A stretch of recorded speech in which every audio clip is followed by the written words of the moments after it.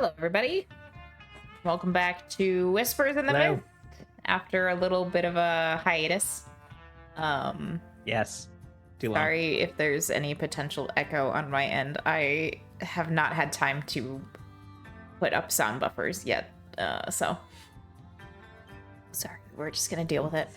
A few announcements before we get started. If you're enjoying what we're doing, there are many ways to support the show. We have a Beacons page with all of our affiliate links. You can grab some merch or get yourself some minis from Hero Forge or do direct donations through Coffee. All kinds of fun stuff. Our social media is also on there, so you can keep up with updates about the show, as well as jump into our Discord, where fun stuff happens all the time. It's great. If you're watching the VOD, yeah, that's the last one, the VOD. If you're watching the VOD on YouTube, make sure to like and subscribe. But we do have weekly streams over on Twitch, so if you're free and interested, hop on by. Okay. That's all I have. Awesome. Darren, please. Yes, I will take over. Oh my gosh, it's been so long. All right. How does this happen? So, hello, I'm Darren. I'm going to be the GM today. We're working through some more of Whispers in the Mist, our Appalachia campaign. Why don't we, just to get everyone caught up to speed, why don't we go around, reintroduce our characters, just give a quick reminder of who they are, and then we'll pop into a recap that I will definitely do perfectly because I remember every detail of what's happened. We believe in you, Darren. Hey, thank you. I appreciate it. All right, let's start with Jenna. All right, so I'm Jenna, and I'll be playing Ava Hughes. And Ava is a brash protector who moves like a catamount. Easy enough. There you go. Yep, they already had my intro for me. Yeah. She throws knives. She's good at that and other things, mostly hitting things hard. You know, and having a great time. Definitely wasn't traumatized recently. No, she's definitely not being re-traumatized. All kinds of things. Fine. It's fine. And of course, we've got Tess. Hi, I'm Tess, and I'll be playing Ruby, who is, let me pull up her sheet, a clever speaker who speaks in tongues, and she is totally innocent and not at all a feral child. No. Amen. Absolutely Amen. not. She's No. never bit anybody in her life. Sure, let's go with that. Yeah, Sounds fake, but okay. And most civilized of us is the Force. And of course, Charlie. Well, it's me. Who am I playing? God. I am playing Garon Collins, a mystical sage, a little wizard boy, forest witch boy, who serves the green. Yes. Perfect. All right. Well, we're back in. So, recap. Last time, we had some fun little adventures. We were tracking down some mysteries, figuring out some stuff. One of the main plots we were pulling on was Ruby went to the courthouse where Denny Snow was on trial for murdering his entire family in the middle of the night, which you guys knew that he was actually possessed. You had killed that possessed creature and now just needed to convince the town that Denny didn't do it. Ruby did a fantastic job in court, serving as a character witness and introduced enough doubt into everything going on that maybe Denny didn't do this or that he wasn't responsible for what happened, that the jury ended up letting him off. Now, the jury let him go. The court let him go. There is still plenty of people in town who are who would like him dead because they can't be swayed so easily. So with that in mind, Ruby took Denny under her wing, brought him back to the hotel through a lot of side streets, rolled really well on like stealthy checks, and got back to the hotel where you just hung out waiting for your friends Skaron and Eva, who were having a great time. Ava, who were having a great time across town. You guys were investigating the train derailment, which you had heard through rumors, derailed thanks to some almost deer, but not quite, who were all walking on hind legs, had human-like eyes, and blood-red horns. And you picked up on their tracks and decided to follow in the direction where they came from, discovering a cave that someone had been camping out in. You also discovered that this cave belonged to the serial killer who had been murdering people like roughly once a month and taking out their heart. Right when we discovered that, of course, the murderer in question, Avery Blackwell, snuck up behind you guys, attacked Charlie viciously. Oh, wow, I'm in it now. Oh, yeah, sorry. Attacked Garon viciously. It's been a while. And actually knocked Garon out with anesthetic. Yeah. Anesthetic rag over his mouth. Knocked Garon out. And that was fun. So leaving Ava to dispatch of this man herself. And I only slightly dismembered him. It was fine. Exactly. You might have chopped off a hand. I only chopped off a hand. It's fine. He'll live. Well, not anymore, but he would have lived. Yeah. He would have lived. We cauterized it. He could have gotten a hook. It was fine. So after defeating him, Ava and Garon tied him up because he wasn't quite dead. Decided to leave him alive so that you could interrogate him. Went over or chatted with him for a while to just figure out why are you killing people, etc. And you picked up on some important details. One of which is that he just wasn't born. He was born without a heart. And that's the main reason that he was trying to find a heart, was so that he could have a heart. So he was trying to find the perfect heart to put in.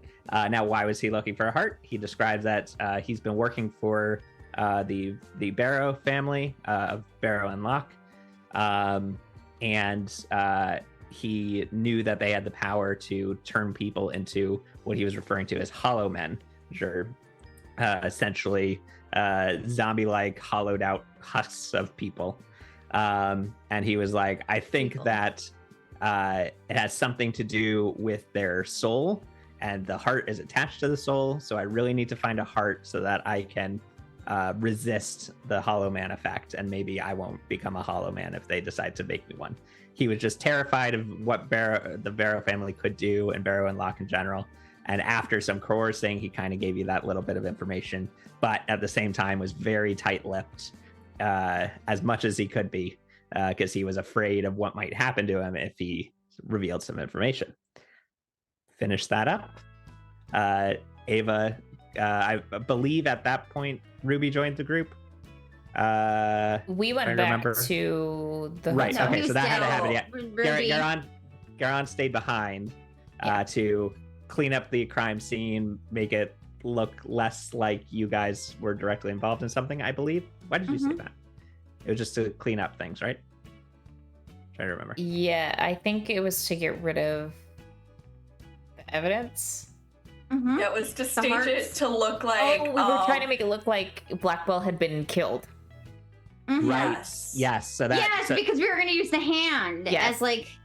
Yeah. And we wanted him to be our patron. Yes. We convinced him to invest in our circus, and then promptly, under Ava's watch, he was torn to shreds. So, right when you guys were getting along, Avery and Ava went out into the woods to go ahead. Garon stayed behind to clean up the cave. During which point, Mr. Blackwell saw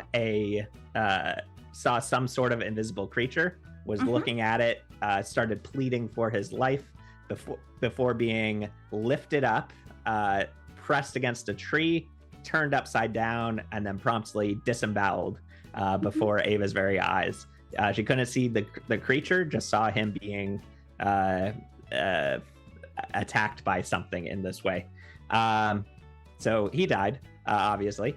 Ava booked it out of there, got it with Garan. Fuck that noise. I'm not fighting something I can't see. You guys did a little bit of extra investigating while you're there, and of the body, and discovered that he had like a almost like a branded mark of an eye with a where the pupil would be was a 7-pointed star. 7-pointed? 1, 2. How many did I draw? Yes, 7. I have 7 pointed in my notes. Perfect. Great. I'm like, I drew the symbol instead of just writing the description. So 7 pointed. So I'm like trying to count the points. Yeah, 7-pointed star. And was branded in his skin. I'll also, I don't know if I said this during the thing, but I'll add it for you guys right now. The 7-pointed star eye symbol looked like freshly branded. Like this was something that happened recently.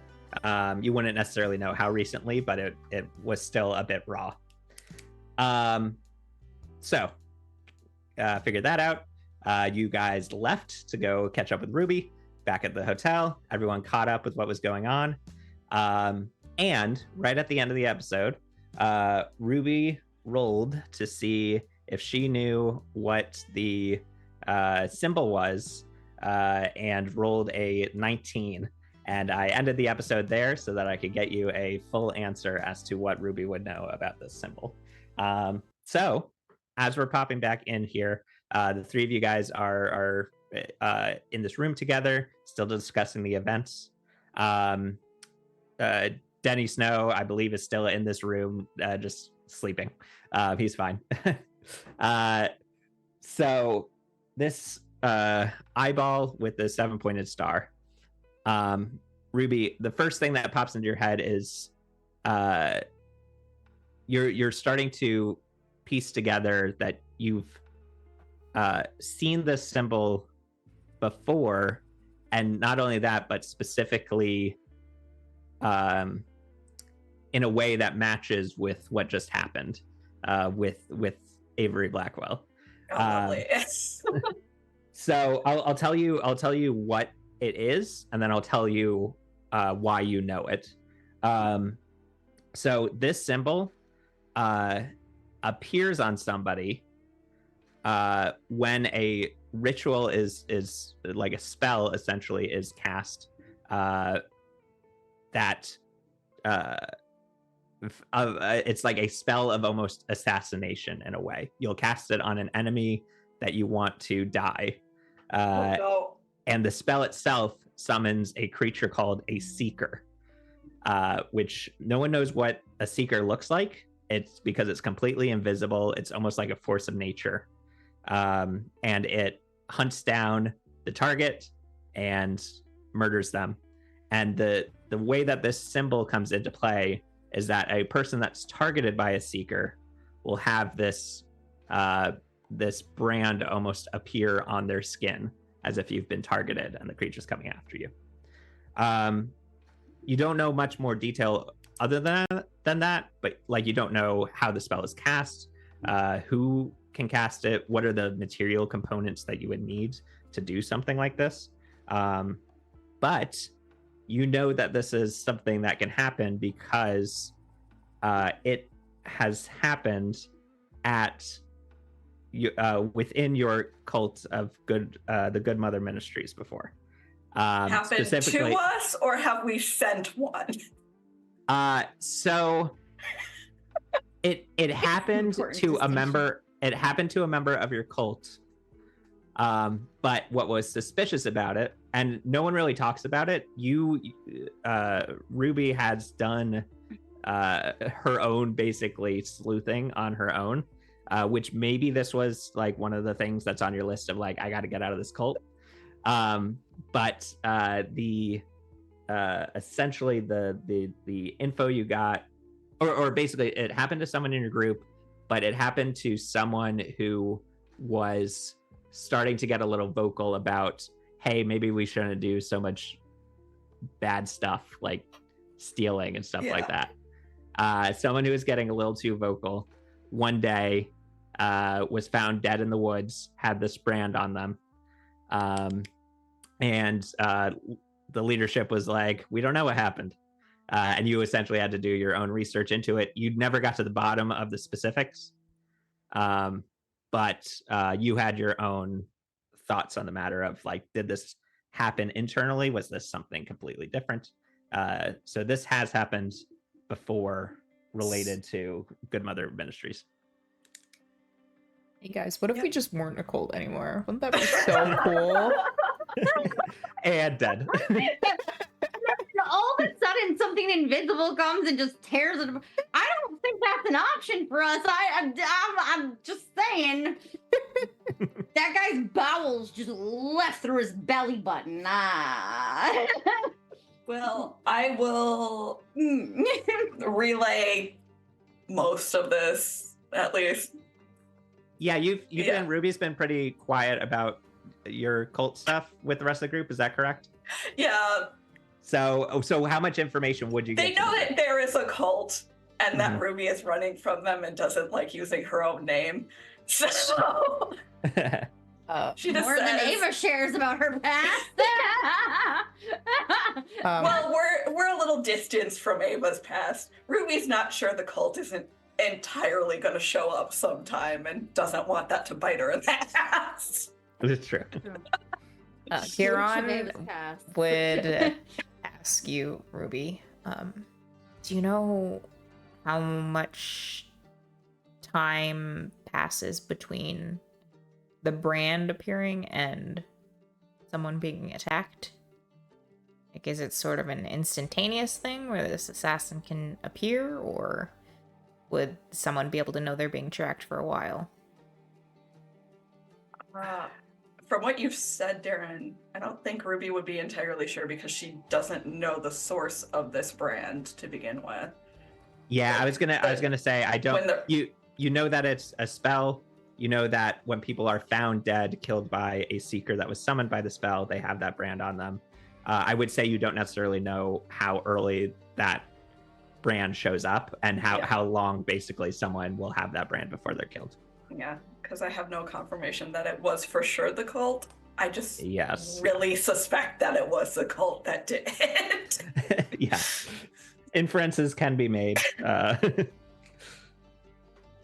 Was there any time predating when this individual died that my father went mysteriously missing for an extended period of time? Good question. I would say no. He stays pretty public facing and within the community. So he did not go missing. But I like this line of thought. I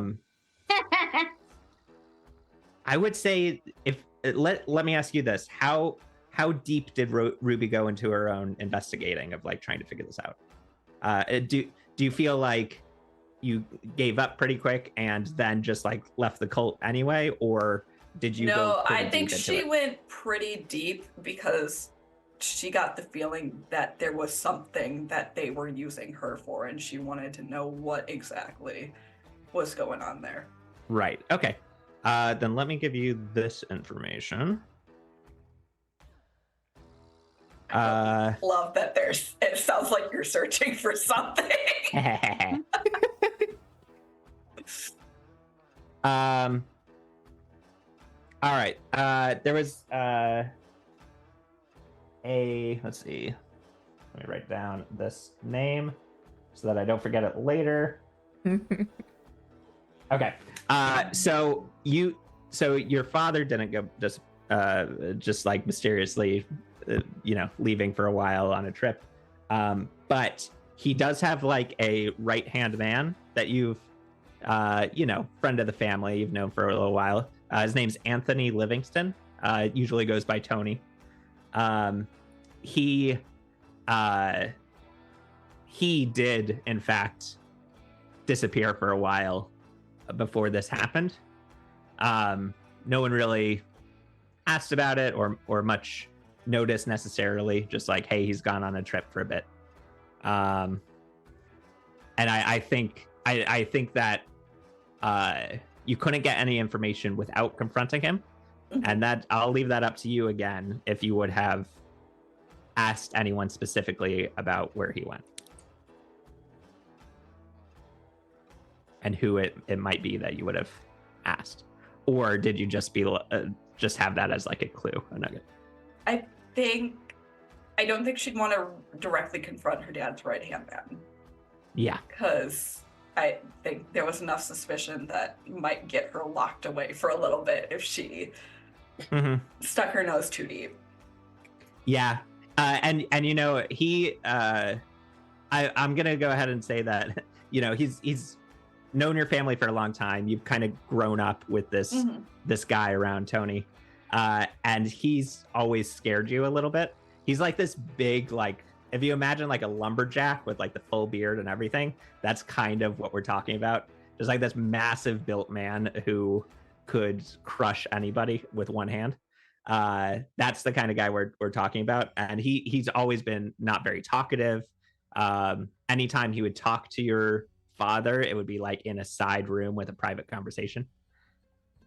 But yeah, that's so he's the one. When you had the inkling of like, if this was done internally, was it someone who like went off to do something? You do pick up that, oh, I haven't seen Tony Livingston in a while. So I'll give what I remember of that incident in that time frame, Garon, and see if that's relevant in any way. I don't think my dad did it, but Uncle Tony might have. I like that.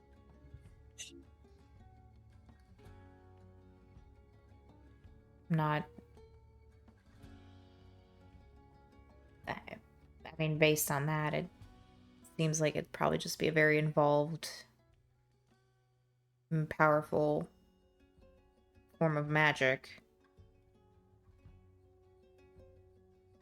Without knowing exactly how it's done, I'm not sure we'd be able to figure out all of the specifics.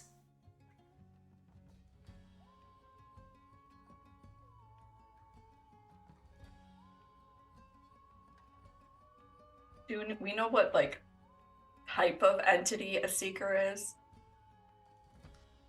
Not good. A bad one.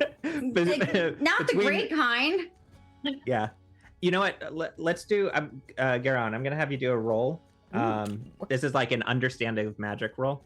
Okay. It's quite high level though. We're looking at like... I am specialized. Yes. So it's a difficulty 8. So we're starting with a 24 or more. You're specialized, you said, which will drop it down 2 to 6. So it would be an 18 or higher if you do just a raw roll. You can always apply effort if you want to. Okay. And it's intellect. To be fair, I think we're about to go to sleep. True. Oh, True. that's fair. Yeah, so you could apply a level of effort with 3 intellect points. Or if you have edge in there. I have 2 edge. So would that be you just one intellect point then?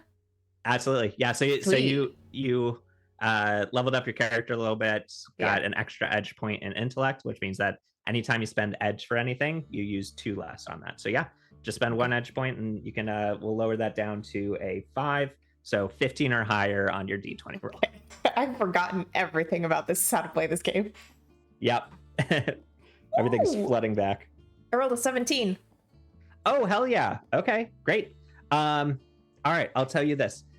So even with a success, you know the limitations of what you would know because you recognize this magic as being part of the inner dark rather than the green.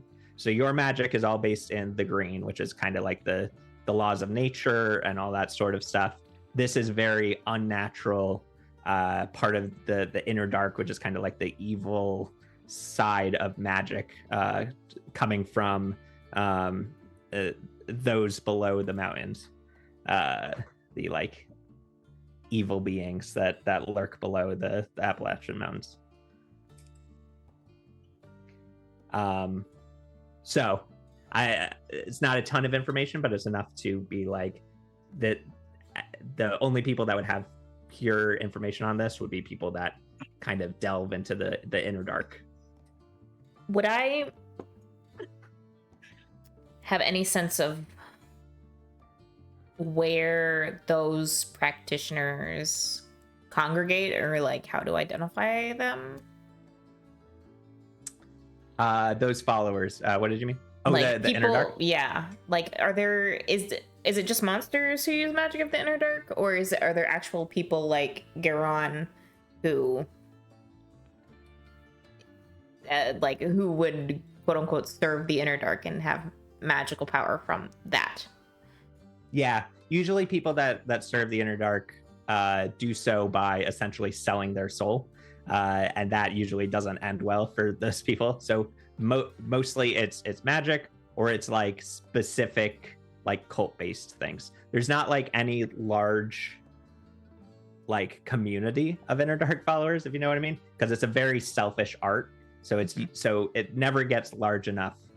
Think of like this is going to be a very nerdy reference. I apologize. Think of like the Sith in Star Wars, where there's only ever 2 Sith, because if there's more than that, then there's a bunch of infighting that happens and they tear themselves apart. It's that sort of thing. Like, you're not going to have a large community of inner dark worshippers. So not really anything that you would know necessarily, unless you knew like a specific person, which I'm going to go ahead and say that you don't. Okay. Got it. Okay. So if we wanted answers, if we wanted answers from someone who practices this type of magic, it would be very hard to track them down. Or so, yeah. But our other option would be maybe there's someone who serves the green who's really powerful and wise and has all those answers, but not me. Which is a good thing, to be fair. Yeah. Yeah, probably. Do you relay this information to us? Because I feel like Ruby's head might explode a little bit with this, a little bit. Well, are both Ava and Ruby like don't buy into all of the magic mumbo jumbo stuff? So like, Ruby buys into your magic. Ruby does not think she has magic. Okay. I forgot about that detail. I love it. Because I'm thinking of like if Garon has mentioned the green at all, if that's just like that idea itself is just too much for them. We're both of you are like, no, that's crazy. I would say that Ava, she believes in magic. She just doesn't understand how it works. Okay. You might start talking about the green and then her eyes just glaze over and Got she's it. like, what the fuck is happening? I will try and sum it up as best I can for both of you. This spell ritual process it comes from a dark source of magic called the inner dark. Very bad. I don't have a lot of knowledge of them or how to find those answers, but could be something to keep in the back of our minds as we continue. Ruby just mutters something about being very happy she left the cult and leaves it at that.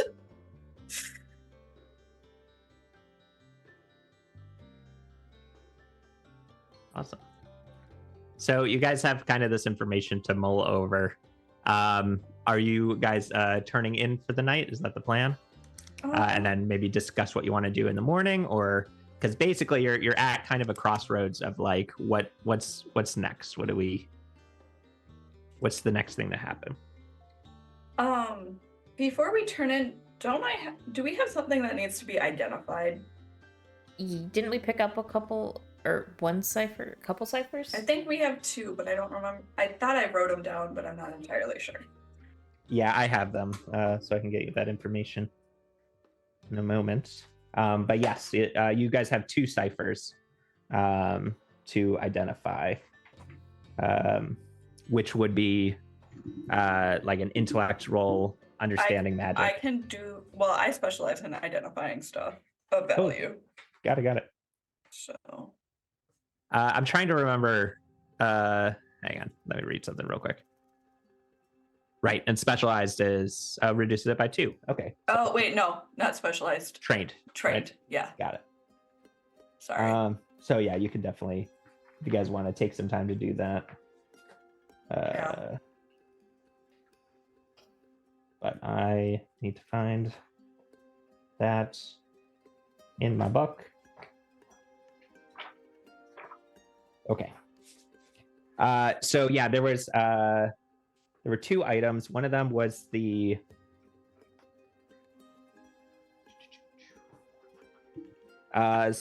simple doll made out of 2 crossed sticks, which are then wrapped in burlap and a handkerchief. So if you want to go ahead and identify that, it is a level 5 item, which means that it's a difficulty 5 to identify it.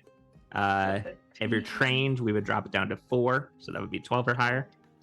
And then if you want to apply effort, you could do that and drop it another. Yeah, I might as well apply effort and just, again, we're going to bed shortly. Yeah, true. Mm-hmm. All right. So, and 9. you're, 9 or higher.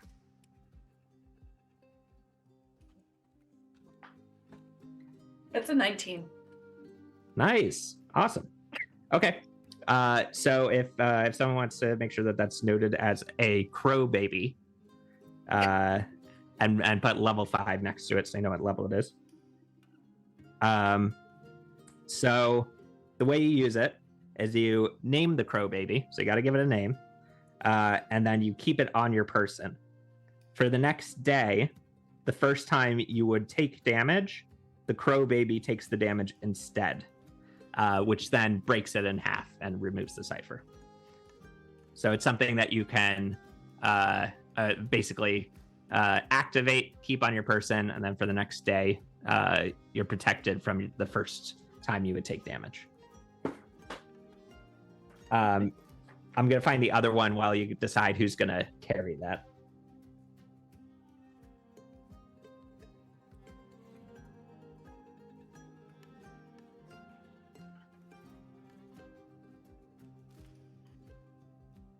Does anyone have strong feelings? I feel like it might be better on either our healer or our person who is actually taking hits. Yeah, who's either the person who Let's put it on the needs to be healer protected, because, or well, unless you want me to just be human meat shield, that's fine. It's fine. Is that not what you want? That's what I was planning to do, you know.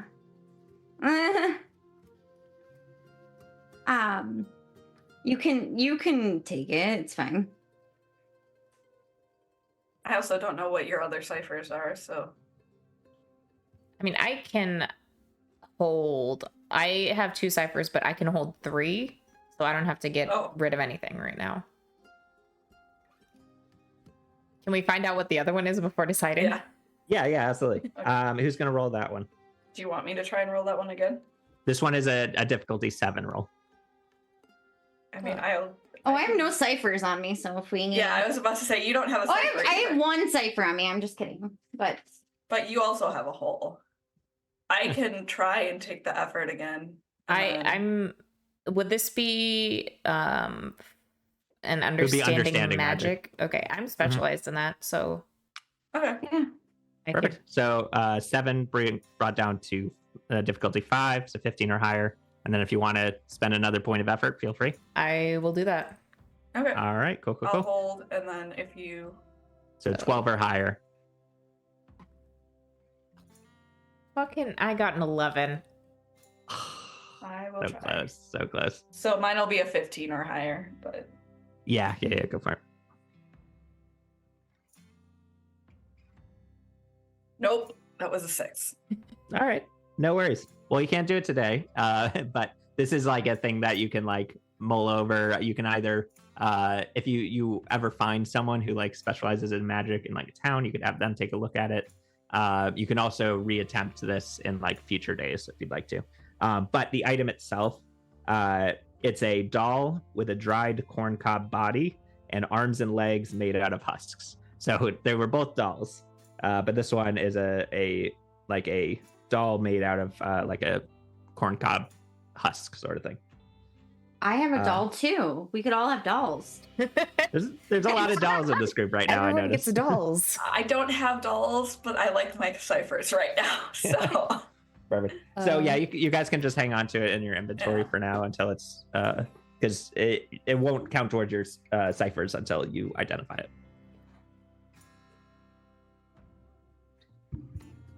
Ava, can you take any more ciphers? Yeah, I can take one. I think. So it's the corn husk doll. Well, I was gonna say you could have the crow baby since we identified that one. Crow baby. If you want so to throw that in your cipher list. negate some damage there. How much damage does it negate? The first time you would take damage, you just don't take any damage. So if you use it against like a powerful foe, then they do 6 damage to you, you just negate all of it. But also if you fight something that does 1 damage to you, it'll also negate that. Whatever. Just automatically, or just when I use it? You have to activate it. Oh, okay. And then for the next day, you have this protection. So it's a good thing to use when you're going into. Also, it lasts for a day. Yes. And it's an action to use, so you could use it like at the beginning of combat as your action that first turn. Mm-hmm. Or if you can see ahead and see that something's about to happen, you could always activate it before you go in. Cool. What happens if you activate it but you don't get in a fight? Does it just it break? Yeah, Okay. just naturally breaks, unfortunately. So Okay. sorry. Yeah.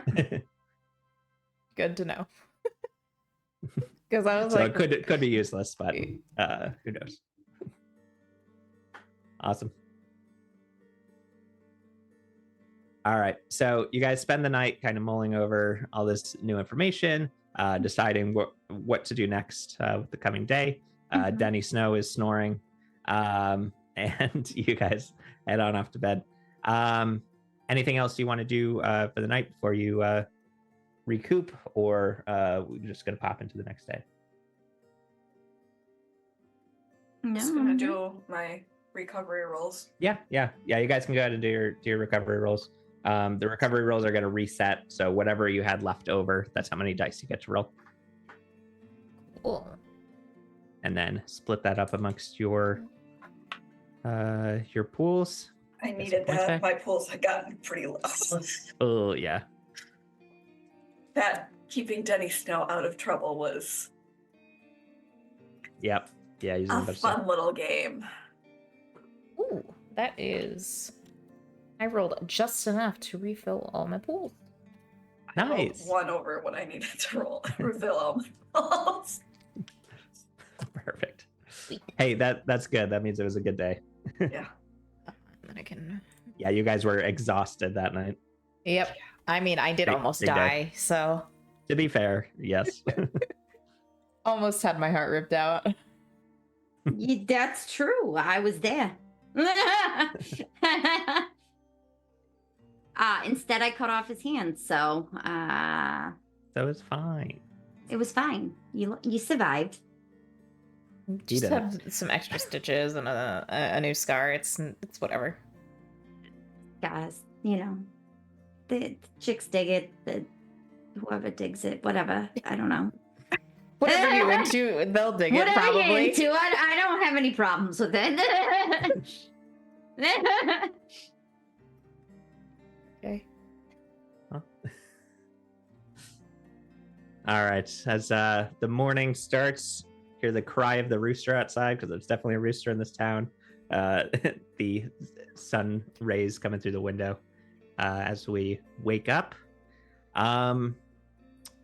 So I know we just did a conversation, but essentially you guys have another conversation to make, which is what's next? What's happening? We can stay in town. We can move to another town if you guys have a destination in mind. could continue just moving to try to make money, I guess. Whatever Well, you I guys are thinking. don't think Denny Snow can remain in this town. I'll be fully honest. Yeah. Were we going to take him They're with gonna us? kill him. We could. We'll say Denny is awake at this point, so he'll be a part of this conversation. But he's like, yeah, I have some family in Newland. I'll probably just head there. Take the train down the Tweetsy. I should be able to get there okay as soon as I'm out of town. The only people that really are coming after me are in town here.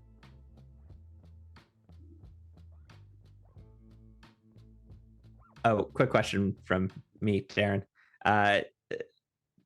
You guys, what did you give back of his stuff? Because you stole a bunch of his documents and his $100. What did we end up giving back? Didn't we give it all back? Weirdly enough, Ava gave him she doesn't have the money. I think Ruby has the money. Yeah. She gave him all of the documents except for his wife's the birth certificate, weirdly enough. For no specific reason. Probably $95 because we spent $5 of his to For the room? bribe. Oh, the bribe. Right. To make sure he could spend the night safely and not die. He needed to pay I that remember that, anyways. He accepts it, thankfully. He's like, that's totally fair. And honestly, the fact that I don't have to go back home to get all my stuff is super helpful. Yeah, we were just thinking ahead for you, you know? Oh, I appreciate that. Thank you. Yeah. We were going to hang on. Try and see if we could get the serial killer reward because we have Blackwell's journal. Oh yeah. And like my wound. And his body's now in the woods, you know? Yeah, like he's downstairs right now. His intestines are hanging from the tree. Our writer is downstairs right now. We can go talk to him.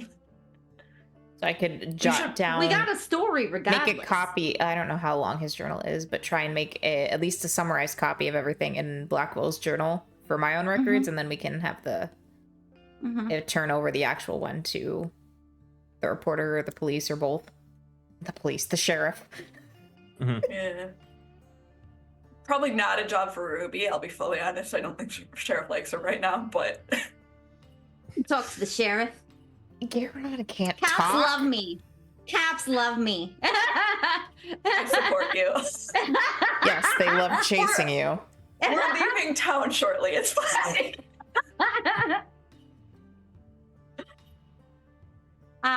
Well, I mean, like, I'm the one, well, you know, whatever. So should I flip this story in some way where...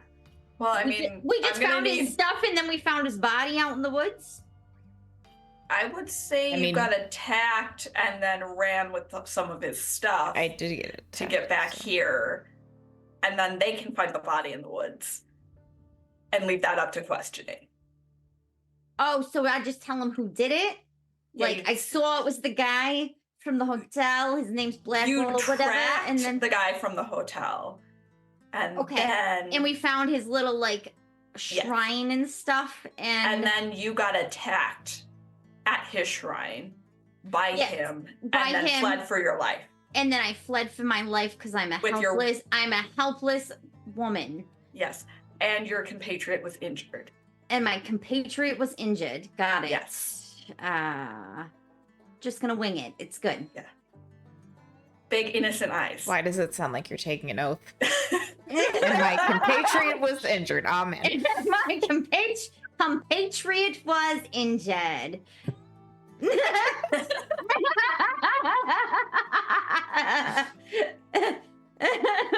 All right.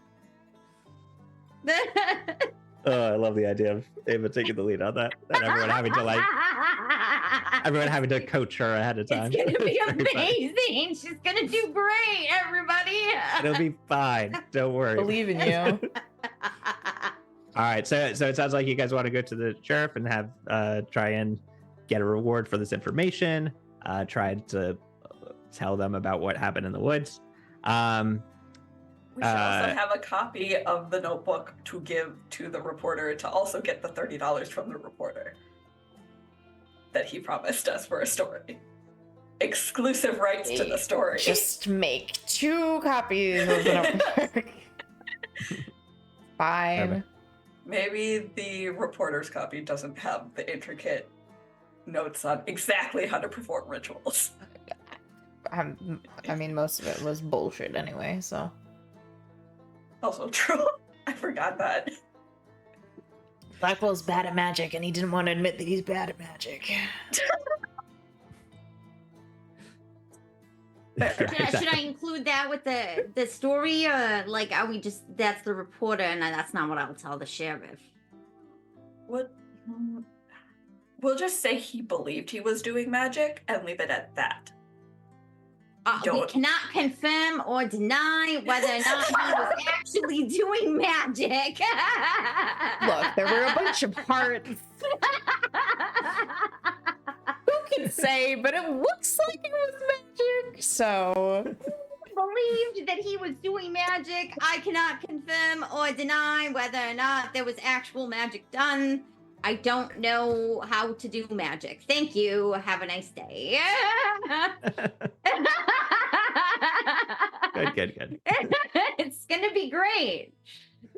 Flawless. Oh gosh. Absolutely flawless. The execution is gonna go great.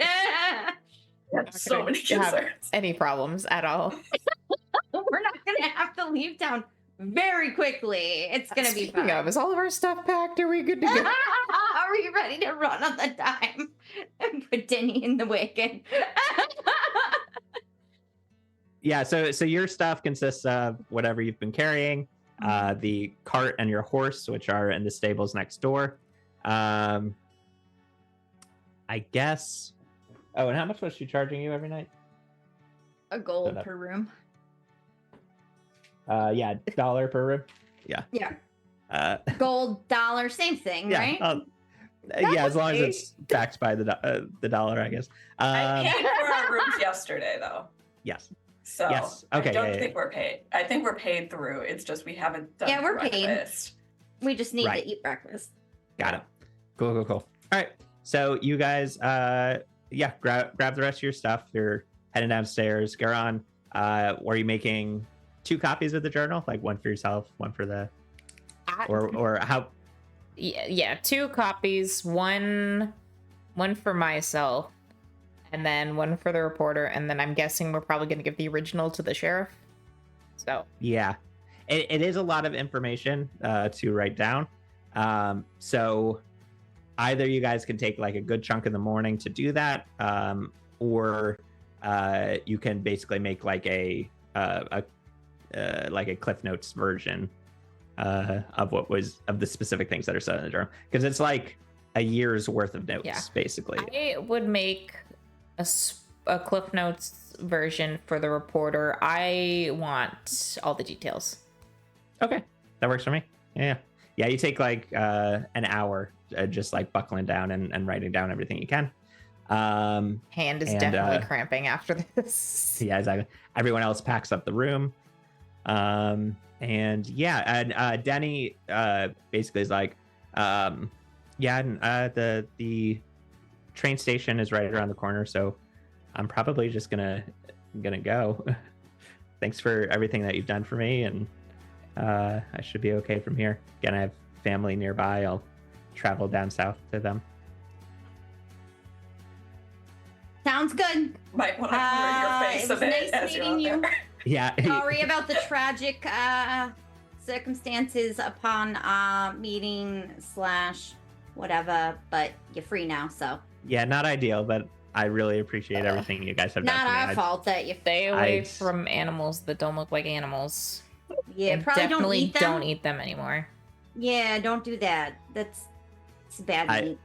Yeah, I am over that now. I will never do that again. That's good. That's all right. And yeah, he goes around. He gives each of you like a big warm hug, like say goodbye. Ron is just like Ava like awkwardly forces the hug on you. Yeah, you'll be okay. It was nice to okay, bye. And he gets all his belongings, and I guess he'll head out, heading off to the train station. I'll grab a train. Left him with $95, so that's plenty to get to the next town and be able to figure out what he's going to do next. Awesome.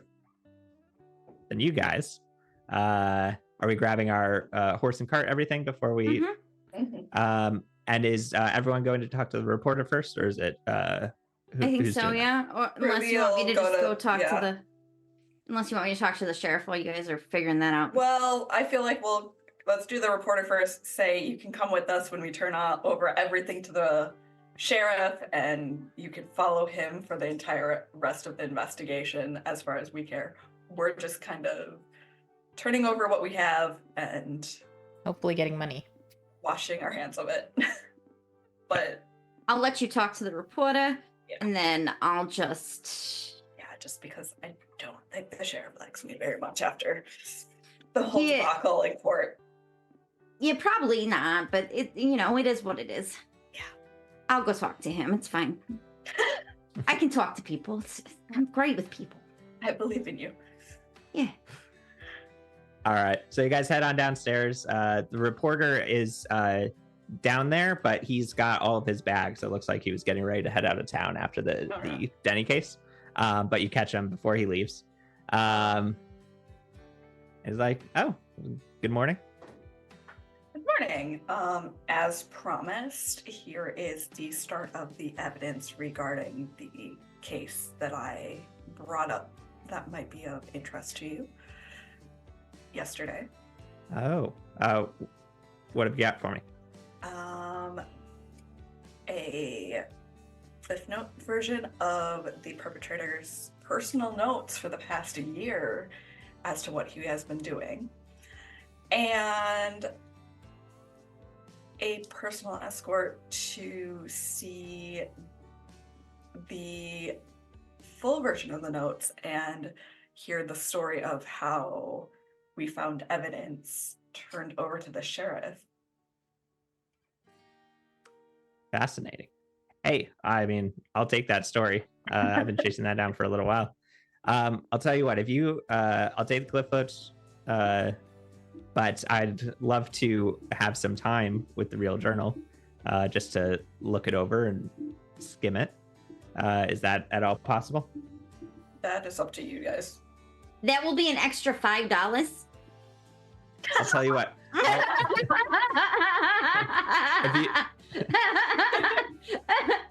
If you give me just the cliff notes, I'll give you half of the promised 15, because it's secondhand information. I need the primary information at first, but I'll give you the full 30 if you just give me some time with the journal to look it over.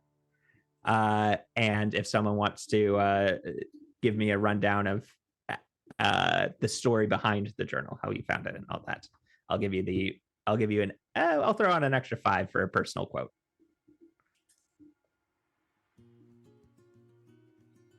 I got a quote. He wanted to steal my boy's hat, so I took his hand. Okay, now I have to see this journal. No, I'm just kidding. Okay, how much? Euphemism. So he's offering $30 to like get some time with the journal and keep the cliff notes, and then 35, so 5 extra if he can like get the entire story from somebody so that you can have a firsthand account of what you guys went through. What if we just tell you where the stuff is? You could just look for it yourself. I could. I think Garrod is going to like pull Ruby to the side and say, I think it should be fine to let him look at the full journal, but I don't want to leave him alone with it.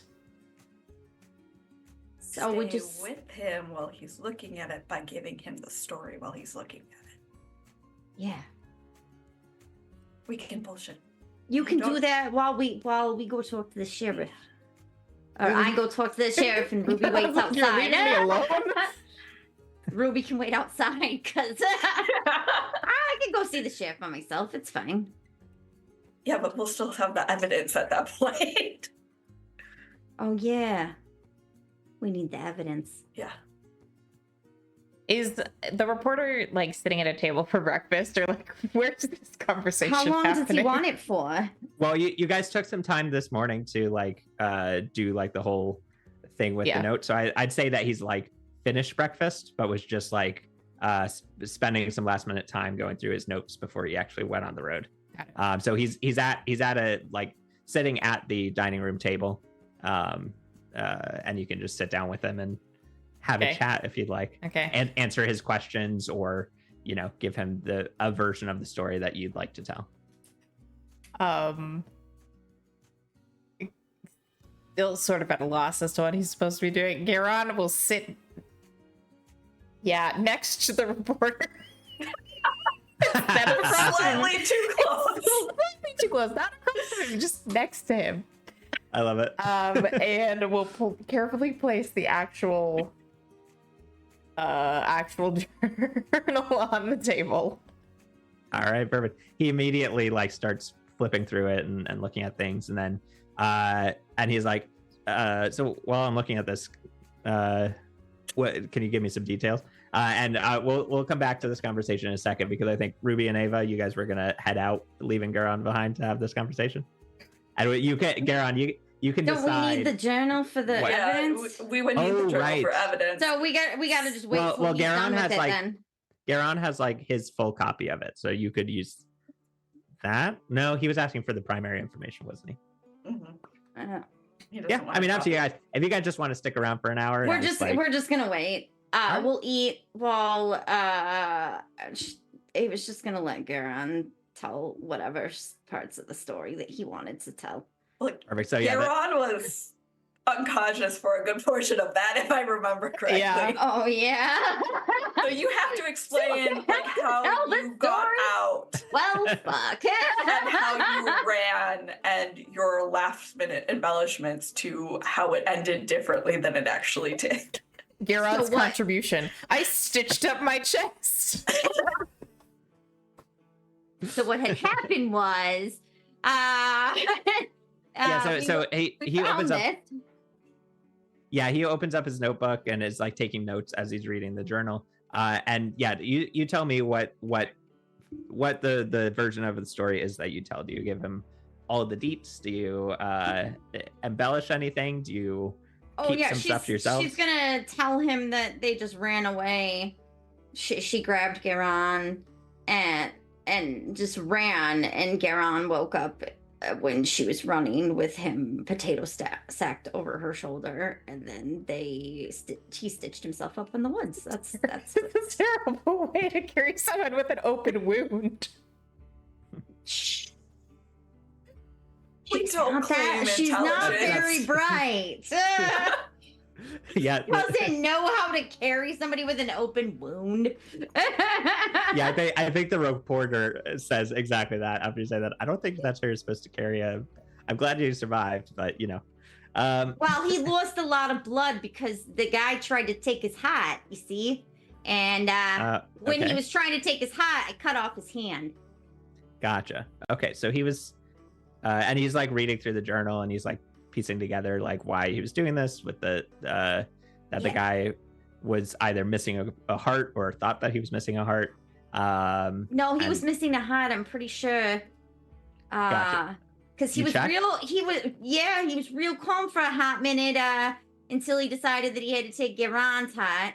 So he's telling me this story about why he needed all these hats, because I was like, that's kind of creepy. Why you got that many hats? Like, they're just on a shelf. Like, what are you doing there with all the hats? Like, what's going on with that? And then he was like, I don't have a hat. And I was like, no, but like everybody has a hat, you know? I'm pretty sure you need it to live. there was conversation, debate, and then I was like, well, let me listen, and then I listened, and then he was like, and that's why I gotta kill your friend for his heart, and I was like, no, I can't let you do that. And then we fought a little. He thought he got me down, and he started trying to cut out Geron's heart, and then I cut off his hand. Wow, that's crazy. And then you just ran? Yeah, I grabbed Geron quick like a bunny and then just hopped right out of there. I don't know where the guy went. I run very fast. So he's still at large then. Got it. Yeah. All right. But one hand later. True. This is incredible. This is well worth the $35. I think he reaches into his briefcase. He pulls out $35 in the form of bank notes, which will be accepted at most large places. Hands that over to our treasurer, Ruby. And you guys are now $35 richer. Very good. Which is great because we just doubled our funds. Yeah. Missing that lucrative financial backer already. Yep. Yeah. So the reporter carries on. He's going to keep doing notes, but he hands the notebook back to you guys. He's like, I got everything I needed. The cliff notes seem like they match up really well. Thank you very much for writing those for me. Mm-hmm. And then he goes back and he basically just goes into writing mode and is just scribbling a bunch of notes in his notebook of if you look over his shoulder, it's like the flowery language of a newspaper article that he's already sketching out. So awesome. All right, well, there you go. What's next? To the sheriff. To the sheriff. Excellent. Are you so horse and carriage we're leaving back at the stables, we'll pick that up after, or are you doing that now? No, we should just keep it right outside. Yeah. Let's just go after this. Go. I mean, you can take it with you guys to to the sheriff, keep it. Yeah, we'll keep just keep it outside. Ruby can watch the stuff for a hot minute, and then me and Geron can go in and make the report. You guys are witnesses. Yeah. Near victim. Yep. Almost victim. All right, cool. So you guys grab your horse and carriage. You guys get onto the road, head a couple of blocks over to the sheriff's office, and head on in. Ruby, you're staying behind with the cart. Is that right? As of this moment, yes. Yeah. All right, that's good. But you're keeping a keen ear out for anything. Yes. Keep the horses any running. Screaming or such stuff.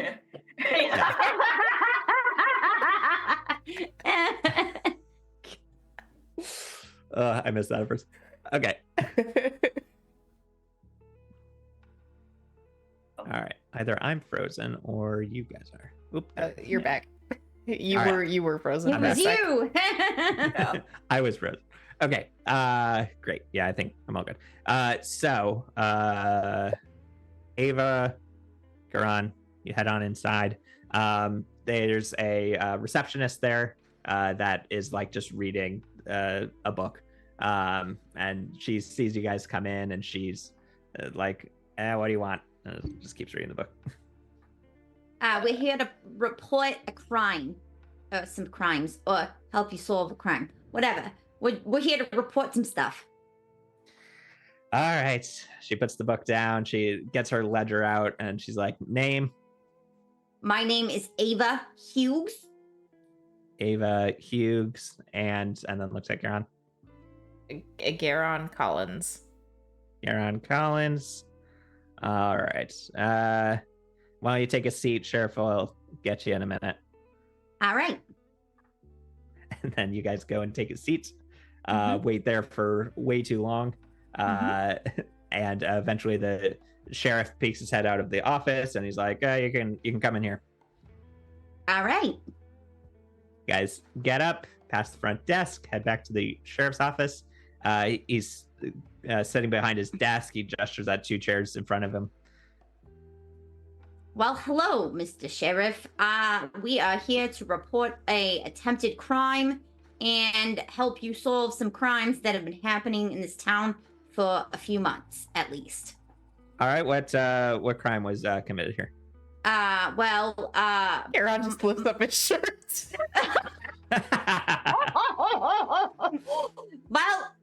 That looks serious. Yeah, no, somebody tried to cut out his hat. I understand that Okay. he's had a string of murders, serial killings, whatever you call them, that people's hearts were taken, right? Serial heart thefts. Serial heart theft. He was stealing hearts, breaking dreams. He Boulevard of Broken Hearts. Should have saved that for the reporter. He looks alarmed at first. As you guys will remember, this was kind of a thing that they were kind of trying to keep on the down low, as to not scare people, and you guys just come in with full information and knowledge of it. We figured it out for you. Congrats. He's like, all right. First of all, sir, you should probably go see a doctor or something. No, Have you been to the hospital? I took care of it. It's fine. He's good. Okay. I'll leave it. That's if you want, I am a to get infected. Look into my eyes. Oh. I'm your doctor now. I went to medical school. Yep. School witchcraft and wizardry. Got my PhD in witchcraft. Yeah. That's good. I love it. All right. So yeah, he's like, okay, well, what information do you have? Any evidence? Yeah, no, we have the journal of the killer. Okay. We also can tell you where we found his little like hidey hole cave lair, wherever there was like a little shrine of hearts on like a shelf. I assume that those are the missing hearts from the corpses. And Giron was looking at them, and then the guy, his name's Blackwell. He came up and like had some sort of rag thing and like got it around Giron's mouth and nose, and then Giron went unconscious. And then I started asking him questions, and he revealed that he did not have a heart. He was born without a heart. Fascinating. Okay. And I was so like, he's delusional. well, Yes. Yeah. That makes sense. A lot of these serial killers tend to be. Yeah. And then he said that he needed to have Giron's heart because it was a good heart. And I was like, you can't just steal people's hearts, bro. Like, and like, let's talk about this, because you can't keep stealing people's hearts. That's not gonna do nothing for you. And he was nothing like, for you. Yeah, right, exactly, because you're delusional and you need antipsychotics or whatever. Actually, I need you to take these pills, sir. I'm just joking. I didn't have any antipsychotics, but he needed some antipsychotics because he was crazy. Sure. And he was like, I'm going to cut out his heart. And I was like, I'm not going to let you do that. So we tussled a little bit. I cut off his hand when he was trying to cut out Giron's heart. And then we tussled. I got him off Giron, and, kind of hit him with the 1-2, And then, he was kind of down for a minute, and I grabbed Giron, and then I threw him over my shoulder, and I just booked it out of there. Got it. Okay. So Avery Blackwell, quite the story. missing a hand, is over in the cave, and she'll give, directions to the cave. Okay, I will cool. hand over the actual journal.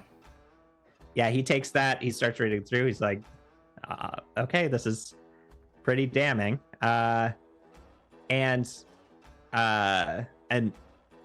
backing out, Darren, Ava, you had said you gave the same story. I missed the last bit. Same story of you guys just That she booking it just out of booked there. it out of there. Okay, gotcha. With Giron, and then Giron Cool. So- regained consciousness and sewed himself up. Gotcha. So he looks pretty concerned about that. He's like, okay, so serial killer on the loose. We should probably deal with that. We have a name. I know Avery well. I'm blindsided by this information. Yeah. Okay. Who knew he was completely loco? He looks like a totally normal guy. Yeah, completely normal.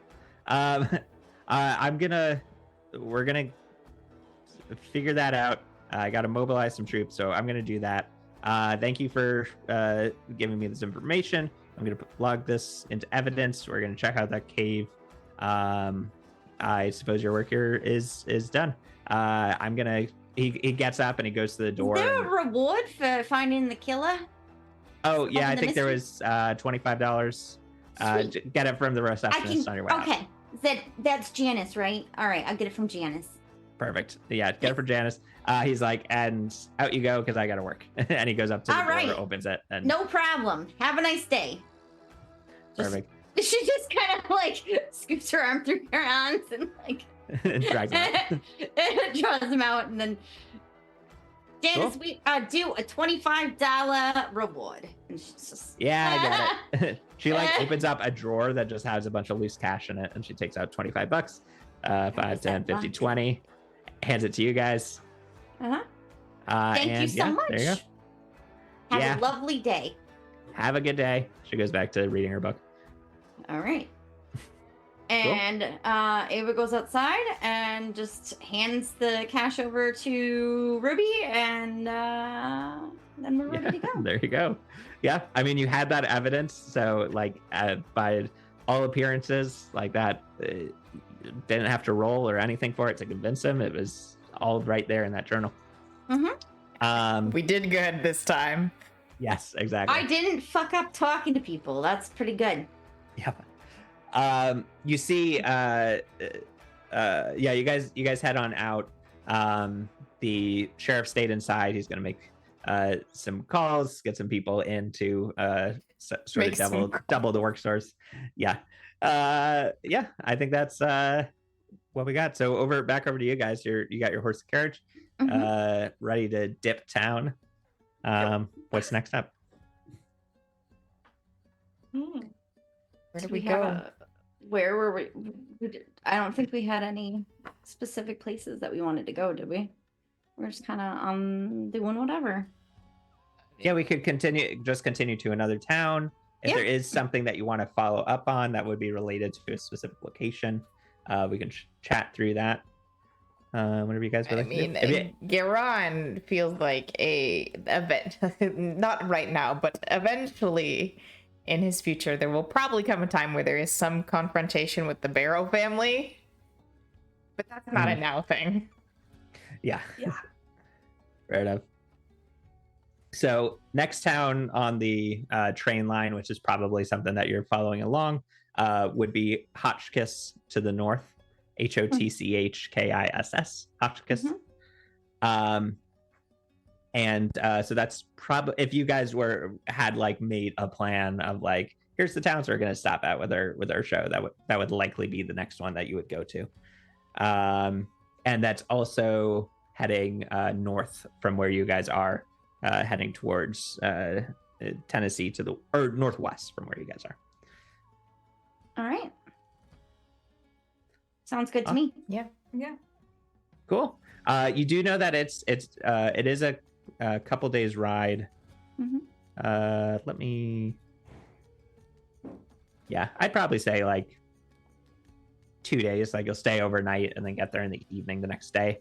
So your plan is to head on out. Essentially, you just follow the path next to the train line and you'll get to your destination. So let's do this. Because you're basically following just well-worn roads, we don't have to roll for like finding anything necessarily. But I would like us to make a general like intellect perception check. Difficulty of 6. So that would be an 18 or higher, unless you want to apply effort. And this is like keeping an eye out for whatnots and things of the woods. Does perceiving or 13. Identifying danger count as something this check would apply to? Yes.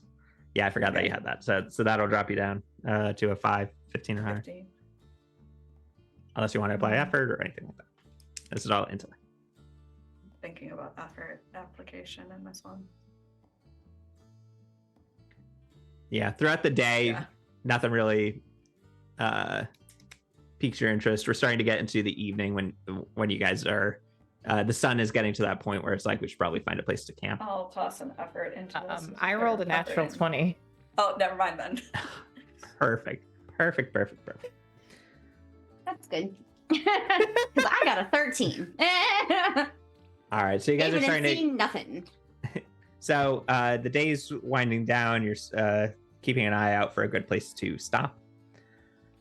But Garon, I'm gonna say a nat 20 essentially gives you a little extra bit of danger sense, where you just notice a shift in nature around you. The woods get a little quieter. You hear some bird noises that sound like alarms almost. And you know, hey guys, danger. The woods are telling me danger, and you're starting to feel this. So first of all, what do you guys do first with that information? You now have advanced warning that the woods is saying danger. Ava's gonna she has a sword now. Sword? Oh yes, the cane sword. The cane sword. Yep. I got a cane sword. Would I be able to tell if His it's cane. like something's moving through the forest from one direction, or is it just something's permeating the land here? Like if we kept moving, would we be able to get to safety, or? Oh, that's a good question. You don't know the direction that it's coming from. Okay. Right now, maybe in a moment you will. Right now, you know danger is imminent, and you have a moment to prepare for it. Whether that's to speed up and try to outrun it, whether that's to stop and get your things to, hold a defense against whatever this is. That is up to you. Okay. But you don't know the specific direction. Okay. I don't know where it's coming from. Do we want to try and outrun this thing, or get ready We to can. fight? She's not going to use the sword. She's going to actually just pull out two of her throwing knives and just be at the ready. Okay. Sounds good. Yes, I will keep driving if we want to try and outrun this. Yeah. I could use my bow and arrows for cover. Yeah. Maybe just our ranged weapons. Okay. Sounds good. All right. Is there, like, would I be able to go to the back of the carriage and have an opening to shoot from? Is it like a covered carriage, or is it more solid? Ooh, good question. Have we mentioned that in the past? I don't think so. I'd leave it up to you guys to kind of let me know what, like. I think it was a cloth cover, like. We're gonna Oregon Trail sort of thing, right? Okay. Yeah, exactly. Perfect. Yeah. We'll go with that. So basically, it's Go to the back. cloth cover, and you can like be in the back and poke out and look around. Yeah. Ava, where would you be in this situation? Are you in the back? Are Probably you in the with back. Ruby? Yeah. Looking back.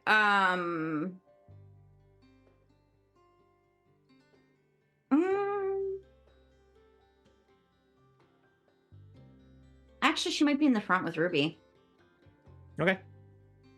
Sounds good. I'll say that. So Ruby, Ava's shotgun with her knives. Mm-hmm. Ruby's up front. Garon, you're in the back, keeping Yes. an eye out with your bow. I would also like to go ahead and attach Dark Splinter, my cipher, to my bow. Sounds good to me. All right. Garon, you're in the back. You attach this splinter to your bow. Ruby, you hit the reins. Your horse whinnies and sprints ahead, and you guys start picking up speed. Right as you begin picking up speed, Garon in the back, you see something.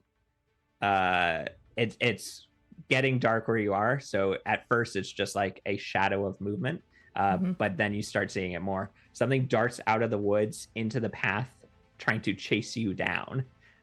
This creature that as it gets closer, because it is keeping speed. It is moving unnaturally fast. Okay. This creature is appears to be like a almost like a jaguar. Like it's fully black. It's cat-like, but it's got like this long black hair almost that's coming off of its head, but includes like the neck and almost creates a spine down the back.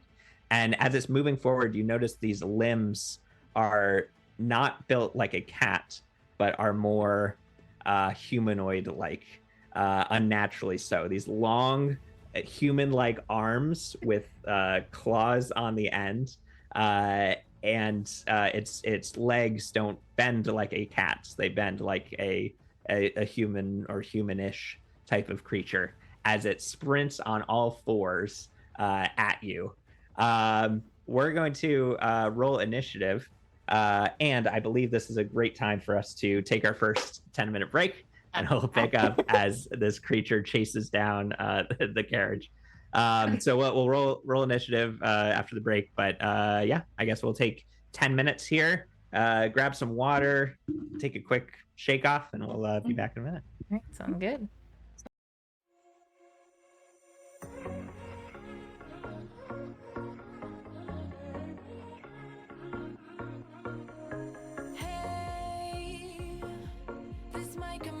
Total madness, but just wait.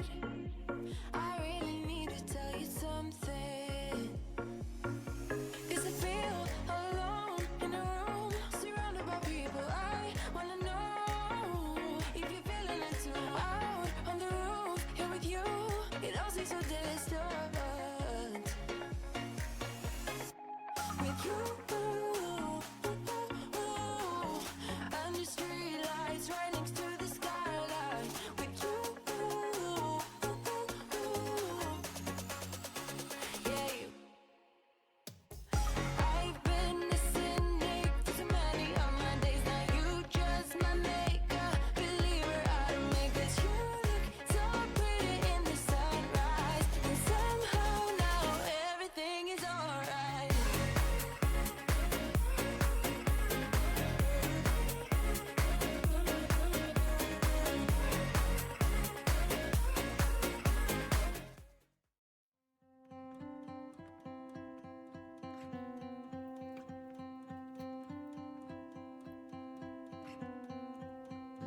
Looking at you, I'm trying to get your attention. Can I come close? I don't know how to play this. Our hands touch once or twice, feeling kind of hypnotized. I'm looking at you and I feel the tension. You know, this could be like heaven. I am right here, doing my best to make you feel like I do. And just for a second, you're looking at me, making me feel like maybe you want this too. Give me your attention.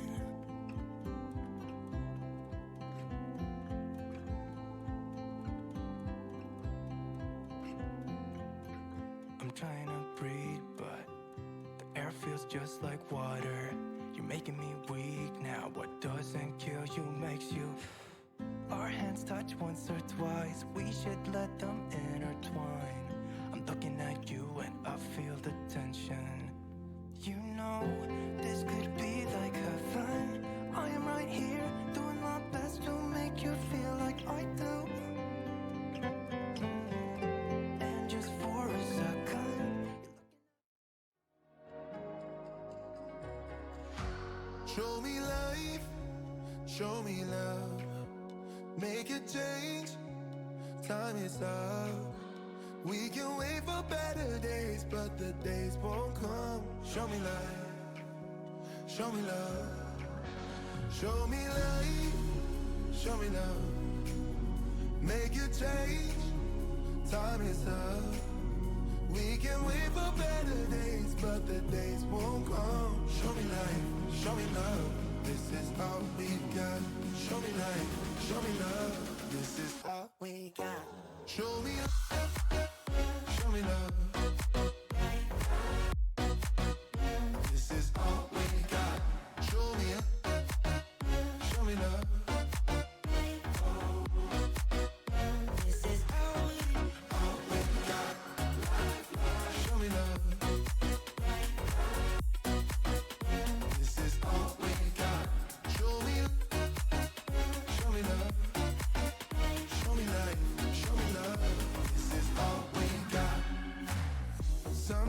life will push you down. Make you fall on 80-foot tall wolf sitting right in front of us. You had just had a wolf inside of you, like literally inside of you, but not like in a fun way, but like in a not fun way. And What you is know, the fun way? No. ask Henry. We're not elaborate. Okay. That's a different thing. Yeah. This is not that kind of campaign. No. You're not playing Monster That's for Heart. monsters. Oh. And they're just like, no, it's bags. I'm just like, And you have to say it like that too. Bags. That's a very Wisconsin dialect Yep. thing. Bags. It's just cornhole. Bags. Well, no, Touch. it's like ladder golf is not ladder golf here. It's testy toss. It's different because it's from Wisconsin, and we're all drunk. Pause. We're all drunk while we do it. Like, oh no, my phone. Well, looks like I only have you to talk to, Salvatore. Is that a threat? That's a promise. Is it? Perfect. And that is the garbage plate, which I had to look this up because I forgot everything that goes in one. I've never eaten one. The fact that I know of their existence is a curse. Yes. A traditional plate is your choice of cheeseburger, hamburger, Italian sausages, steak, chicken, red hots, served on top of any combination of home fries, french fries, baked beans, and/or macaroni salad, and then topped with hot sauce, sometimes also topped with optional mustard and onions. It's usually served with a slice of buttered bread. What? Ladies and gentlemen, the garbage plate. That's It's gonna a be our very new apt ladies and gentlemen name. the weekend. Ladies and gentlemen, the garbage. Sylvie were told by Natalie yet, but I think I'm changing the code name.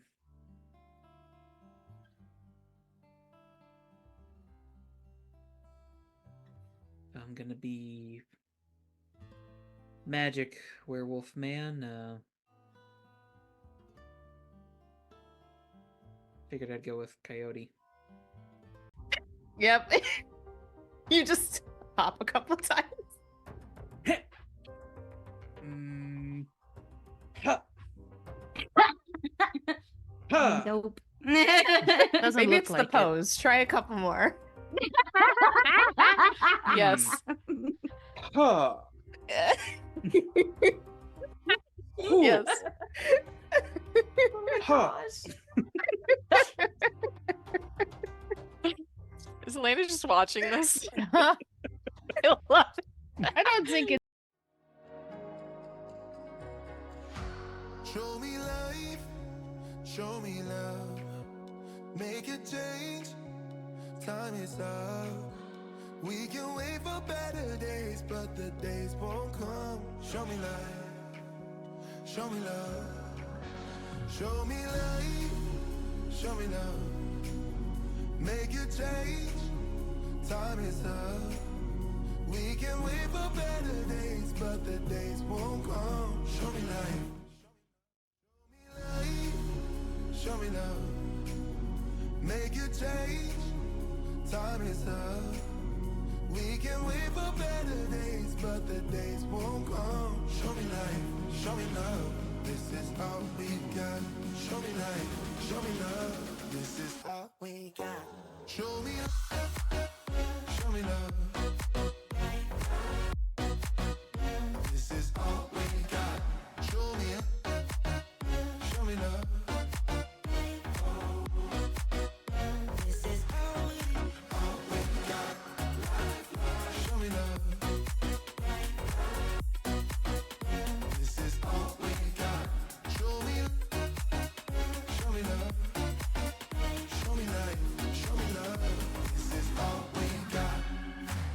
Sometimes life will push you down, make you fall onto the ground. But I know you will turn it around.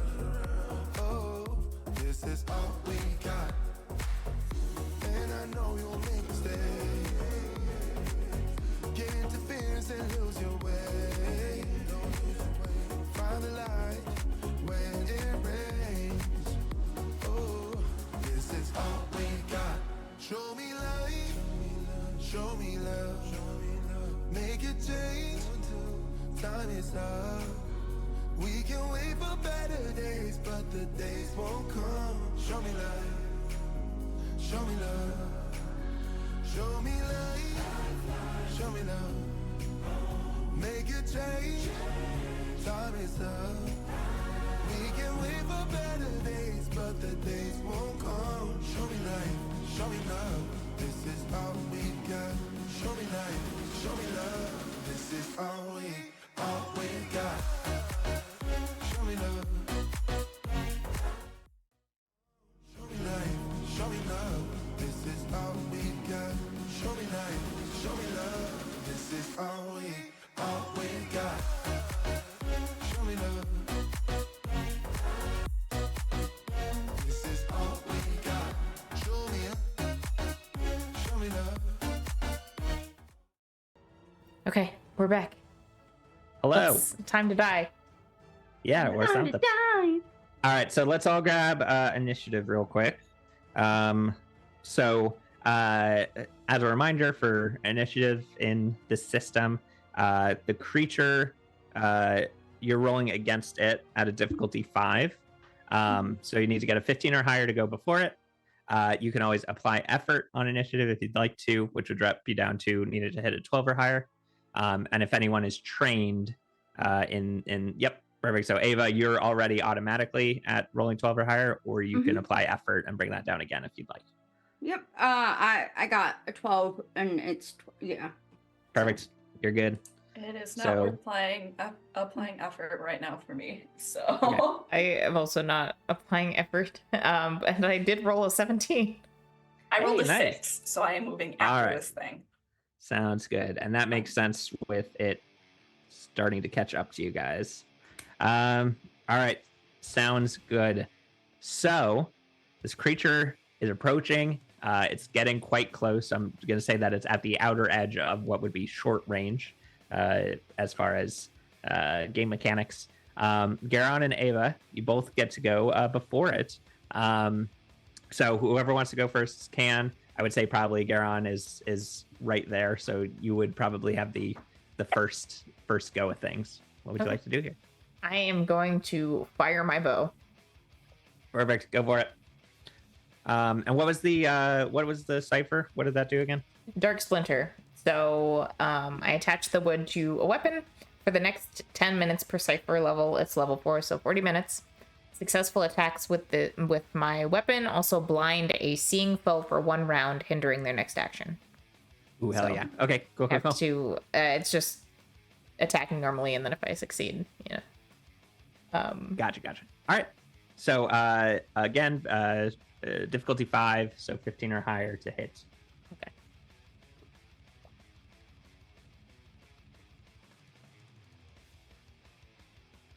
That's a 9.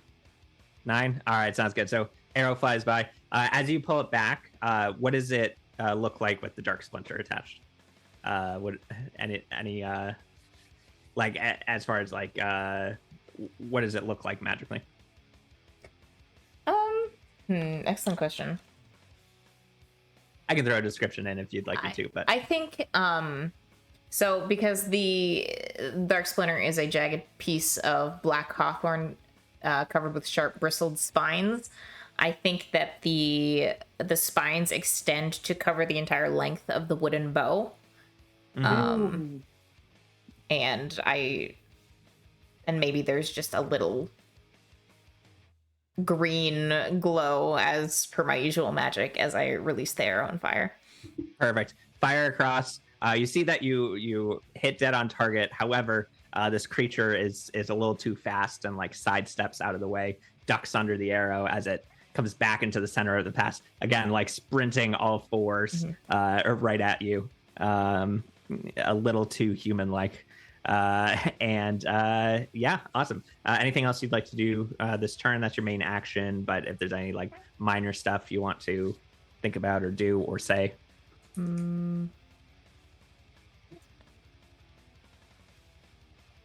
I think I'll just, since Ruby is focused on driving, just say to her, it's keeping pretty good pace. If there's anything more you can get out of the horses, I think we should do it.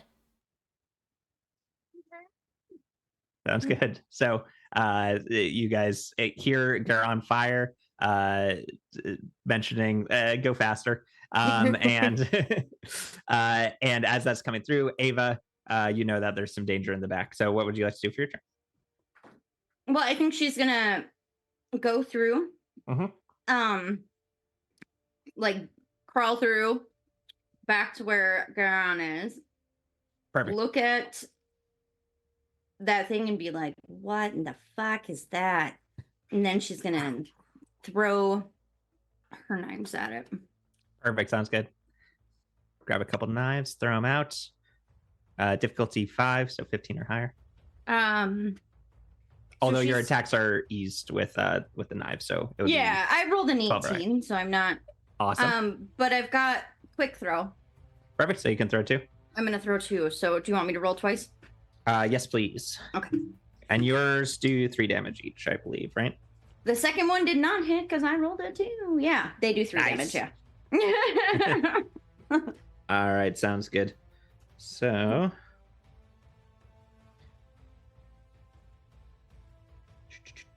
awesome. All right, sounds good. So yeah, this arrow flies across. It slices past one of its shoulders. You see it like dips down for a second before coming full speed. It's still looking quite healthy, but you did get a strike on it. Anything else you'd like to do this turn? Feeling good? That's it. All right, sounds good. So up front, oh no, Ruby doesn't get to go yet. Guess what gets to Yeah, go she first? does. She totally does. It's her turn. Yeah. Nope, I caught myself. You can't trick me. So this creature is going to continue sprinting forward. I'll say if Ruby, the way I had this in my head is if the person driving had gone first, they could have had a chance to outrun this thing getting on the back. But as it is now, this creature is moving too fast. You reacted a little too slowly to get a burst of speed, and this thing jumps up and grabs onto the back of the cart right in front of you, Garan, and Ava. You see its hands. The fingers are a little too defined for a cat-like creature, but these long, sharp cat nails that like dig into the wood of your cart as it starts pulling itself forward. And unfortunately, this creature can move and attack on the same turn. So it is going to try and reach up and strike at Ava because Ava is the one that hit him. So Ava, I need a defense speed roll. I am specialized in speed defense, just so yes. you're aware. Oh, where are you fully specialized or just trained? I don't remember. It says specialized. Damn, why are you so good? All right, awesome. I have one job. Exactly. It's be fast. All right, so you drop it from it attacks at a difficulty 6, so you're gonna drop that down to a difficulty 4. So you got to roll. I rolled a 9. Higher. All right, sounds good. So you unfortunately fail as it swipes up and scratches across you with these sharp nails and inflicts 5 damage to you, going into your might pool. So take 5 damage from your might pool.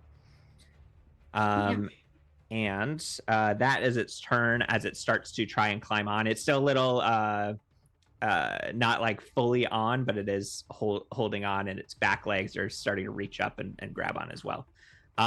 Ruby, that is your turn. Is it possible for me to try and jostle it off? Absolutely. Yeah. What do you want me to? This would be a speed roll. I'm going to go ahead and say that there's not really anything that any of your skills that would apply to this. So just straight speed roll. We're at a difficulty 5, so 15 or higher. If you'd like to apply speed effort, you can definitely do so, but you let me know. That's hard because I'm like, is this gonna be? You know what? Yeah, we're gonna take that speed effort. It's gonna hurt, but it's fine. All right, sounds good. So go ahead and make your speed defense roll. And you said so it's 12. You applied effort, you said? Yes. So 12 or higher. I got a 13. Oh, just barely. Yeah. Nice. Okay, sounds good. Just barely works. Yeah, describe what you do at the front there. I feel like I make the horse take a hard turn by pulling in the rein and forcing its head. So the momentum keeps the creature so the horse turns, the carriage turns, but there's like a whole bunch of mass here. So unfortunately the creature is catching the tail end of that momentum and kind of just gets hit off because its claws can't fully. But yeah, definitely. It also did just take a swipe at my friend, so it's probably not attached very well yet. Mm-hmm. Yeah, perfect. So yeah, you pull the reins, you dish off to the side. You're surrounded by trees, and we'll probably want to stay on the path. But what you're doing is hitting the rough part at the edge of the road, which swings the back, hits the knock. The creature's scrapes off, takes some wood with it off of the cart as it goes back on the ground, recovers pretty quickly, and continues to move, but it's now back out to short range.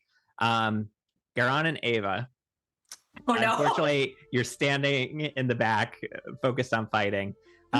You don't need to hit a high roll, but I do need a speed roll from both of you guys. We'll go with the horse's difficulty, which is only a difficulty 2. So you just got to roll a 6 or higher on speed. If you'd like to apply effort, feel free. 13 for me. I'm gonna hope All for right, the Ava's best fine. here. All right, 6 or higher. You got this. Okay, that's an 8. All right, perfect. So Stumble a little, but I stumble and get halfway over the back, but manage to hold on and pull myself back in. perfect. Put your arms out just in time and grab it. And perfect. And you guys recover. As that happens, and I clock that Garon is having issues with any. I'm always having issues. Changing, momentum changes. Ruby will activate friendly advice and say, I believe in you, just try and brace yourself a little better next time, because we don't want this thing getting up on here. You were trained for your next speed defense action. All right, I love that. However, I hate to be a stickler. Is that an action to do? Let me check. Sorry, I forgot that. Yeah. Action economy. My bad. Yeah, unfortunately. Let me check because I don't know. I just get the motivational words. It doesn't have any bonus. Oh yeah. Just, I believe in you. You can keep your balance. Come on, buddy. Yeah. Where is it? Sorry, I'm having trouble finding it. I was on the wrong page. It just says when you give an ally a suggestion involving their next action. No, it is an action. No, it does say action. It does. Okay. Never mind. So that could be something you do on your next turn if this creature can't. If you want to do that instead of drive or driving. Yeah, exactly. So that's kind of your action economy right now. Unfortunately, it's between those two. Sorry, I was working with free talk was talking free versus. Oh yeah. And then I realized no, it's a thing. Yeah. Well, I love where your head's at. We'll keep that in mind for now. It is literally friendly advice instead of the action-friendly advice. So, Garon, you hear that? Awesome. All right, so we're back up to the top. Garon and Ava, whoever would like to go first. Yeah, I mean, I'd like to take another shot at this thing. Did it get fully knocked off and it's pursuing us again? Yes, yeah. So it got backed up, so it'll have to do the same thing to catch up. You can do either stuff to slow it down, or you can attack. It's kind of up to you how you'd like to treat the situation. So it's either targeting hit points or targeting it in other ways. Yeah, I would like to attack again. Hoping I can get go for it. A good shot on this. So 15 or higher. Let's see what you got. God, that's a 12. So close. So close. Should have spent effort. Fire across. We'll say you were aiming at it as the carriage did its huge bump, and you just fire across. Unfortunate. Okay, if you're good there, we'll jump over to Ava. Yeah. All right, so I'm gonna pull the sword out and see what I can do here. It's not on the wagon though anymore. Right. However, you can always hold your action if you would like to. If you would like to say, if it gets onto the carriage, If I it want to tries stab to it. jump back on, I would like to take a swipe at its face. Perfect. Sounds good. All right. So you've got that planned out. You're waiting with the sword. Yeah. Awesome. Then we'll jump back over to the creature. In that case, it's going to continue sprinting at you guys. I believe it wants to do the same thing of trying to grab on. But now that Ruby is kind of a part of what's happening, I'm going to have it actually have to roll to attempt to get on. But since this is a game where the players always roll, Ruby, I'm going to have you roll to try and like keep the cart moving to try and stop it from just. And this is speed defense, right? Yeah, I would consider it speed defense. It's a speed task. Okay. Unfortunately, I cannot boost this one again. Yeah. So it would be serpentine manner. difficulty 5, 15 or higher to try and keep it off. Oh, this is gonna suck. Sorry. Because that's only a 12. A 12. Yeah. Oh well. All right. I'm just reading something real quick. Bear with me.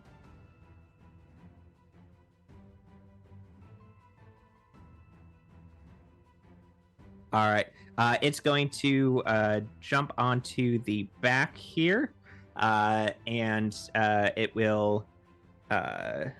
So yeah, basically the same thing. It's like crawling on. It's trying to get full footing, but as it's moving, it'll get one of its normally 2 attacks, but it moved for one of its bits here, and it will go after. Well, before it attacks, it got onto the cart. So Ava, you get to do a swing.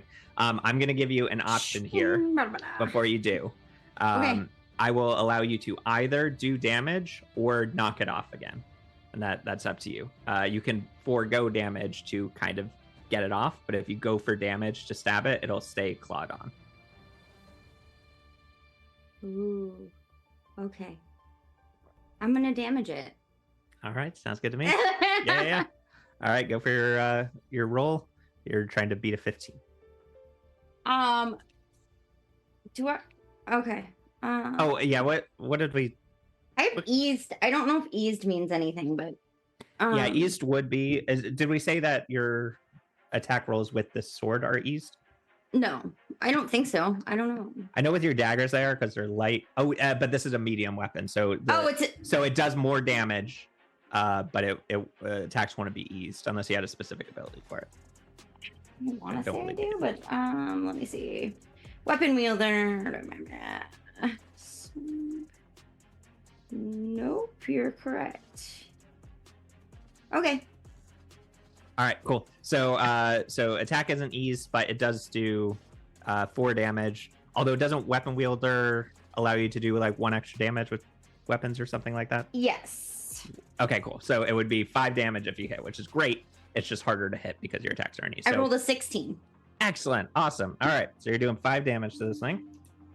Very nice. Very nice. Starting to look a little bit more hurt as it now swipes up to try and hit you, Ava, because you're doing the most damage. Unfortunately, Garon has not hit it this turn, so it's you're a non-factor. I am the I am the danger. Yep. I get like 2 good rolls this session. Yeah, exactly. All right, speed defense roll from you, Ava. It would be you ease it twice, so you're at 9 or higher to avoid being hit. I rolled a 20. Oh, nat 20. Yeah. Awesome. Cool. So yeah, you go ahead and describe how you block that with a nat 20. Oh, I want to say that I do like a backflip out of its like reach, like just like it's elegant. It looks like pure gymnastics. Like here, she's just like like Matrix style, but like with a backflip at that, you know. Of course. Got it. Yeah, you come in, you take your stab, and immediately just backflip out of there as it takes a swipe at you and completely misses. Awesome. And then it turns and looks at Garon, who is still right there. But that's its turn. We'll jump over to It looks Ruby. menacing at you. We'll jump over to you, Ruby. This thing is still halfway on as it's gripping and trying to get up I to guess attack I'll Ava try and Grim. and knock it off again and hope for Perfect. the best. Sounds good. So we got another speed roll, trying to get a 15 or higher unless you Yep. want to apply effort. Nope, I can't apply any more effort. Okay, gotcha. Out of speed. Got it. Yeah, pretty much. That would be a 5, so no. Okay, gotcha. No worries, no worries. So yeah, it stays on. You tried the same effect, but the horse is pretty scared and starting to not listen to your instructions as well. So it stays on the path. Awesome. So we're back up to the top. Garon, it's right in front of you, reaching up to try and slash at you. What would you like to do? I'm determined to shoot this thing. Perfect. Sounds good. It is now an immediate distance, so your attack is eased with it there. That's that whole thing where like ranged attacks are easier at point blank, which makes sense. Awesome. So 12 or higher is what you're trying to roll with your speed attack. Terrible again. It's 4. Every time you fire, Oh no! you're really trying to hit. But the cart is just a little too bumpy for you to be effective with this thing. And every time the spines come up with your dark splinter active, you're just really trying to hit this thing, and it is not working. So sorry. Oh. Ava, you see this thing coming up at Garon to try and attack him. It is now back over to you. What would you like to do? I would like to jump in on the melee, and I would like to try to stab it in the face. Makes sense to me. Go ahead. Oh, 16 again. Nice. Awesome. Yep, you hit. Do another 5 damage. This thing is looking quite hurt. Probably a couple more hits will take it down. It's moving a little bit slower. It's your indication that it's hurting is you would look for like blood or something like that.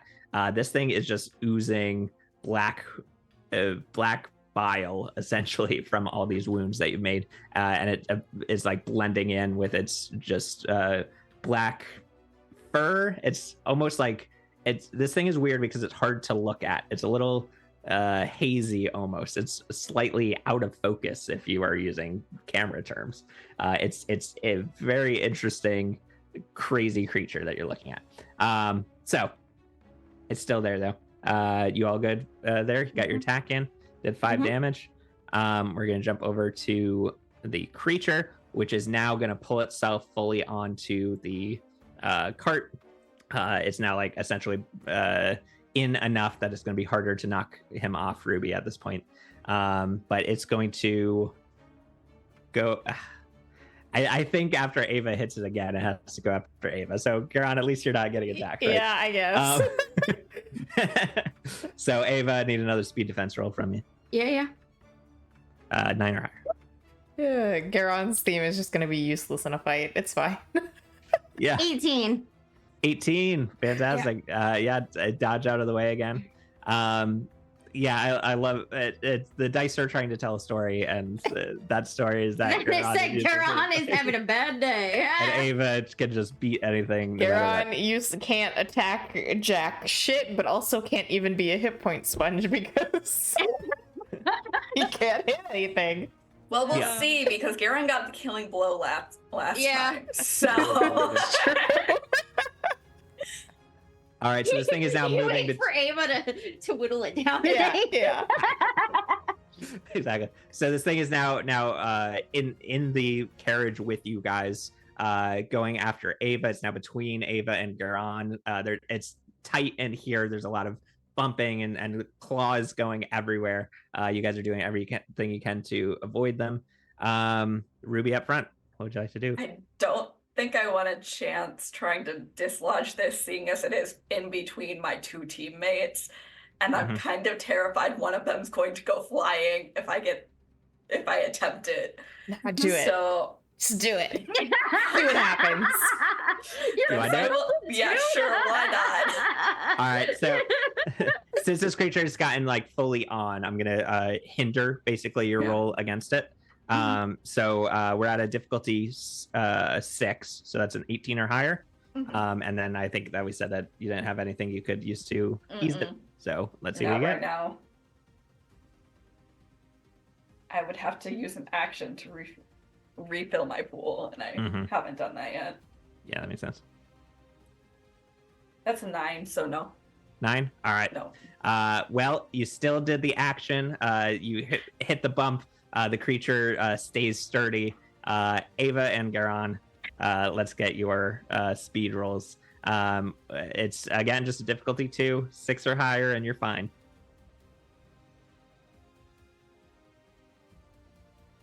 He's so mad.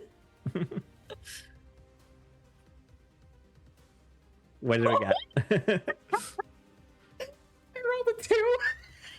A 2? Nice, good, awesome. Ava?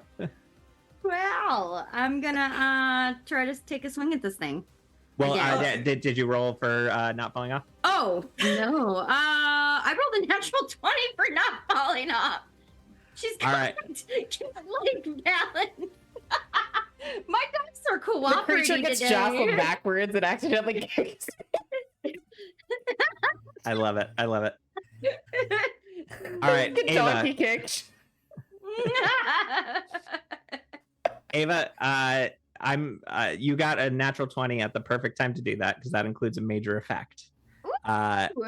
If you'd like to use that major effect to maybe help out Garon, you can totally do that. I would love to grab Garon like by the scruff of his neck. I've got like the sword in one hand and I just like lean over like as like I feel jostled. I'm like, oh nope. And I already like knew that Garon was gonna like fall off. And I just grab him by the scruff of his neck and just, like haul him back on. Perfect. You push this creature out of the way, you reach out. Garon, you're flying off the back. And I'm just imagining you grab the like back of his shirt and Garon is just like flapping in the wind behind the cart. Just dangling over the road. Exactly. As you grab him, yank him back in. I love it. Awesome. And Garon, you go tumbling on the ground, right beneath this creature. Awesome. Love it. Love it. Love it. All right. So now we'll jump back up to the top. That was Ruby's turn. Garon, Ava, whoever would like to go can go. I feel like I should pick a different D20. Yes. Yes. Okay. I mean, if I would like to try shooting this thing. Okay. Wherever, go for it.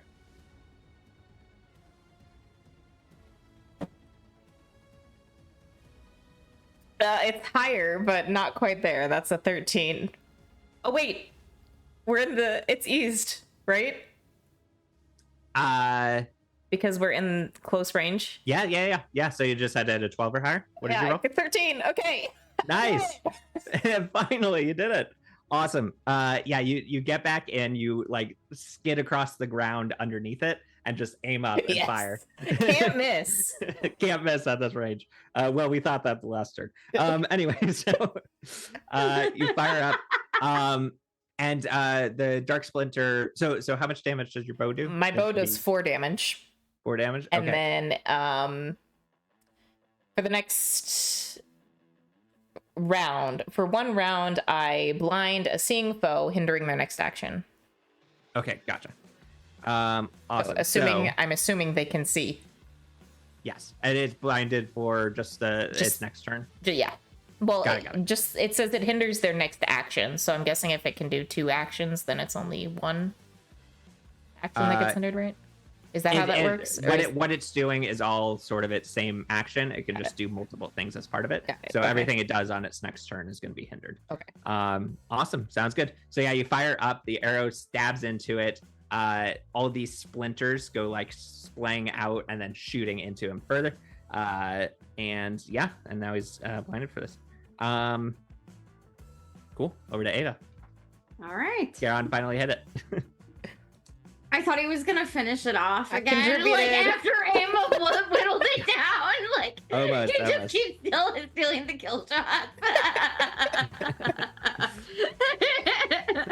I love it. Oh, I don't think think I hit this one because I rolled a 5. 5. Yep, that misses. Even Uh, yeah. So yeah, stabbing him with your sword. It somehow still dodges fast. You see its ears, now that it's blinded, have like perked up and like face towards you as you come in to stab. You do one of your patented screams as you stab. And then I just I tipped it off. yeah, exactly. What have you done? It should have been more quieter. Damn it. And it dodges out of the way. Awesome. Okay, well that's going to be its turn next. It is going to attack Garon. It's going to attack Garon. It just Garon, splayed out so beautifully underneath it. Yeah, exactly. You just stabbed up at it. It knows exactly where you are. Yeah. Even though it's blinded. So it'll come down and strike you. So it's a difficulty 5 speed defense roll, but that's going to be eased for you because its attack is hindered. So it's just a 12 or higher. You can always apply effort with your speed task if you'd like to, but that's up to you. Just a 12. Yeah, just gotta hit 12. That's it. 8. 8. All right. So I'm also going to throw a GM intrusion at you here as this thing becomes more and more desperate. So it strikes you and actually hits a major blood vessel on this. So basically it reaches down and it strikes like your upper chest along your neck, and you feel something get nicked up there and you start bleeding a little too much, and you immediately know that this is bad. So it's going to do an extra 5 points of damage. This is all going into your might pool. Okay. So 10 points of damage into your might pool. Do you have 10? Ooh, yeah, but I have just exactly 10. You have exactly 10, so that brings you down to 0, right? Yeah. Okay, so that is going to be the first bit of your damage track, which is impaired, which gives you a few things. So first of all, you have anytime you apply effort, it's an extra point. Okay. And then anytime you do like critical points of damage, which is rolling a 17 to 20 on an attack roll, it doesn't give you those bonuses of doing a critical roll, that sort of thing, which is fine because you don't roll that anyway. Yeah. So you're impaired currently. Okay. You're starting to bleed. One hand is up, kind of trying to stop this bleeding. And the bleeding will continue every round until you figure out what's happening or how you can stop the bleeding. Okay, so you're going to keep taking damage. So that was also a GM intrusion. So you can take an experience point and you can give one to one of your fellow players.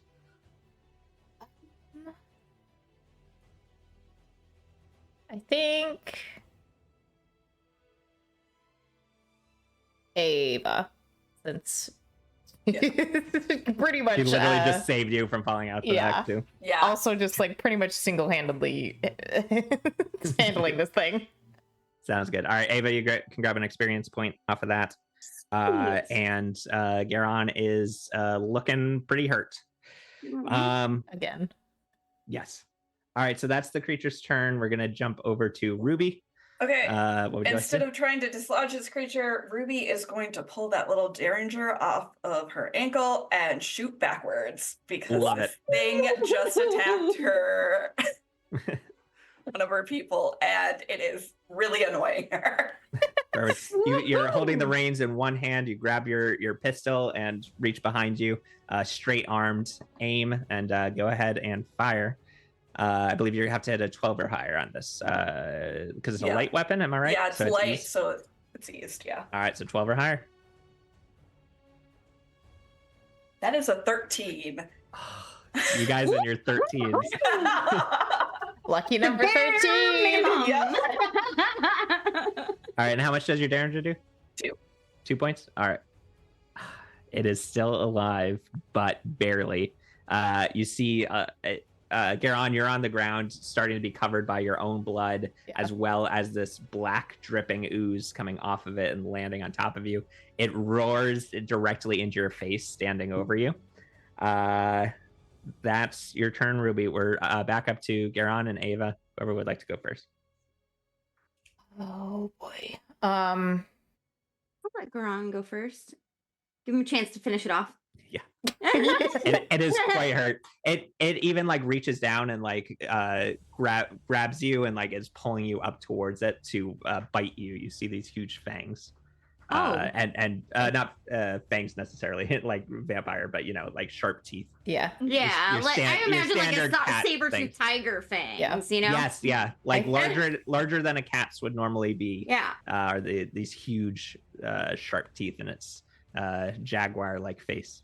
I think with one hand clamped against my neck, I drop the bow, and then as I'm being lifted by this thing, pull out my hunting knife and just try and stab it in the eye. Perfect. I love it. Cool. So that's a light weapon, so it'll be eased. So that's good. So you just got to roll a 12 or higher, unless you want to ease it any other way. You can apply speed points or whatever you want to do.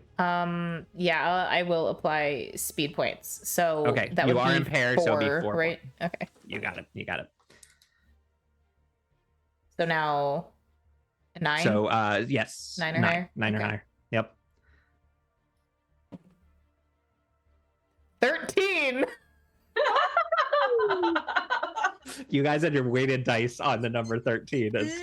That's a very, very weighted. Weighted natural 20s, but no. Weighted 13. No, we yes. waited at 13. Nobody will suspect anything. All right, Garan, please go ahead and describe for me how you kill this creature. Just enough damage to take it out. Oh my god, that's amazing. He did still kill Yeah, I think just clutching onto my neck with one hand, and I'm aiming for that eye, so I just strike the blade right through the eye. More black blood and ichor pouring out of the socket and down, like coating the blade and my hand, running down my arm as it shrieks in pain and reels backwards, letting go of its grip on me. So I fall in a heap back to on the floor of the carriage, and I think it just stumbles backwards and falls out the back of the carriage. Perfect. Yeah, exactly that. Yeah, it stumbles back. It like is roaring one more time. It's like reaching out to try and like steady itself as it falls off the back, collapses on the ground, rolls a few times before coming to a still stop heap on the ground. We are out of initiative as you guys collect yourself for a moment. However, Garan, you are still bleeding out. What would you like to do? What would anyone like to do to help with what's happening right now? I shove my finger into the wound. No! I'm just kidding. Over the wound. All right, so you take an additional 2 points of damage. No, I'm kidding. She starts figuring your wound. Garan has a med kit somewhere nearby, right? Yes. So I will stop the horse because I don't want this thing careening further into the forest, and then assist in getting this med kit over to Garan. Perfect. You grab it. Fix yourself, man. Yeah, so someone will make like an intellect medicine roll if you have anything that applies to that, to stop the bleeding. Any failure will just be an extra Can I round. say question and you can say no? Yeah, you're good. So this would can I apply? I'm assessing the I would say assessing danger to Garon's life as to where like the bleed is and stuff. Or Gotcha. That wouldn't really apply here, unfortunately. I see where your head's at, but it's too much of a stretch for me. I'm afraid. Too much of a stretch. I'll just roll it and try it. Okay, sounds good. So,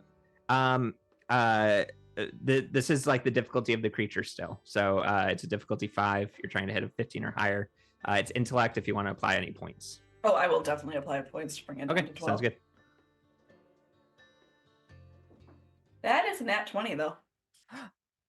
Oh my god. Okay. Awesome. Fantastic. So major effect happens with this. We'll say you basically get in there, you immediately patch it up, you get some gauze in there, you wrap it up really well. disinfect it first, just in case, so we'd have no infection in the future. You, bing, bang, boom, get this thing patched up. Garon, you're still weak and hurt and have lost a lot of blood, so you're a little woozy as well. But again, poor Garon. But you the wound has been patched up enough that you're no longer taking damage every turn. The amount of time I have gotten attacked and injured by evil creatures and people serving the inner dark, I'm gonna be corrupted at this rate. Yep, 100%. Just blood corruption. It's fine. It's fine. You'll be fine. You've Cool. lost too much blood to care at this point. So like that's tomorrow. I'm like Garrett's floating. problem. It's Right nothing to worry now about. you are woozy. It is gotta get some fluids in Garon. So I'll turn it back to you guys to decide what you'd like to do here. Sun is quite low enough that it's like we should probably set up camp if you'd like to. Whatever else you want to do in this moment in the aftermath of this battle, you tell me. Ava's gonna do while they're I assume that those two, she doesn't do smart people things. She could try to sew them up, but it probably her skills are better set for walking the perimeter, making sure there's nothing else there. She'll worry about the fact that she's got a scratch wound that is gushing blood later, whatever, it's fine. I'll live. Will the scent Probably. of this thing keep other stuff away? I will tell Or you will that- it draw stuff to us? Because that's my main concern. What if Do we it's a want to put baby and the distance? mommy comes? I will tell you, this is not something that it's something I forgot to describe as I got closer, but its stench is foul. It almost makes you gag to get close to it. So it does have a stench to it. And yeah, you if you want to roll to see if it's going to draw things or repel things, you can feel free to make an intellect check to identify this creature. Okay. 15 or higher. Does this one let me apply danger, identifying, assessing? Yeah, sure. Why not? Yeah. Go ahead. Specifically, is this going to be a danger to have in our camp, and should I be putting more distance between us? All right, so 12 or higher for me. That's cocked. That is a 19. Ooh, fantastic. Plenty. Honestly, that's enough to kind of like, now that you get a closer look at it, to remember what or to know that this is a creature you've heard of before, known as a wampus, Wampus, which are these like feline beasts that are like 9 feet long from foot to head. It was pretty big, but yeah, the smell, the creatures of this region know the danger of this thing. That's kind of what Garon initially heard when it was like things are going quiet. There were some alarm birds going off. The woods knows that this thing is dangerous, and when they smell it, they avoid it. So you do know with that information that it is a repelling scent almost. So my question now is, do we want to render down some of its fat and scent glands to make a repellent? And use it and potentially use its pelt. Yes. Yeah. Ava's not there. That's horrifying, and I love it. That is very clever. That is very clever. Yeah, if you want to do that. I was about to say, what else are we going to do with it? I don't think we can eat it, so... We already saw what happened to Denny Snow. We're not eating anything like this.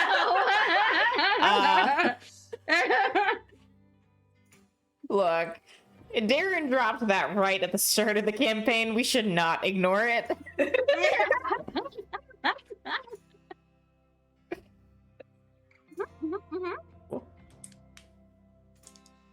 I don't know what you would want me to roll or us to roll for rendering this down to. Yeah. We this would be like a craft roll, which we'll determine in just a moment. But that will be something you basically do with camp as you guys are setting up everything. But yeah, this is like a. I mean, it's this creature kind of falls in the realm of magic, so this would be like a crafting a magical item, which I believe a decent number of you guys are hindered in, which would be unfortunate. Both of you, Ruby and Garan, and then Ava would just automatically be. Yeah. Because I thought it'd be funny to be specialized in magic, but I can't craft worth shit. Although, actually, hang on. I have a cipher that could help here if we really want this. So, because I have sachet, and if I warm it up between my hands by a fire and then whisper to it what I wish to become better at, for the next day, I have training in one non-combat skill you choose. And the skill can be general or specific. So my question now is, would my friendly advice, if given to Garan, simply negate the hindrance, or would it also count as trained? Let me read the wording on that. It is on page... Let me see. I was just on it. I saw it before. Look at me remembering I have ciphers. Here, I got it. 53.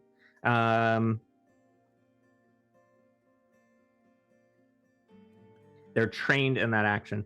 Great. So so the wording of like being hindered with the specific types of magic is that if you're not trained in it, then you have hindrance. So this would give them training. It would it doesn't just negate the hindrance, it actually makes them trained. Okay. And then Garan, if you also want to use that item, that'll bring you from trained to specialized, and you would hinder twice. If you'd like to. So yeah. So you guys are settling in for the night. Ava's taking the lead probably on setting up camp. Yeah, she's setting up camp. She did a perimeter check, all that good stuff, perfect. You know. Garan and Ruby are figuring out this wampus creature. They are doing some sort of dark science that Ava has not picked up on the fact that they're doing yet. She's just making a fire, setting up tents, you know. Just doing, some casual dark magic. It's fine. A little dark magic between friends, really. Discussing the points of anatomy and stuff.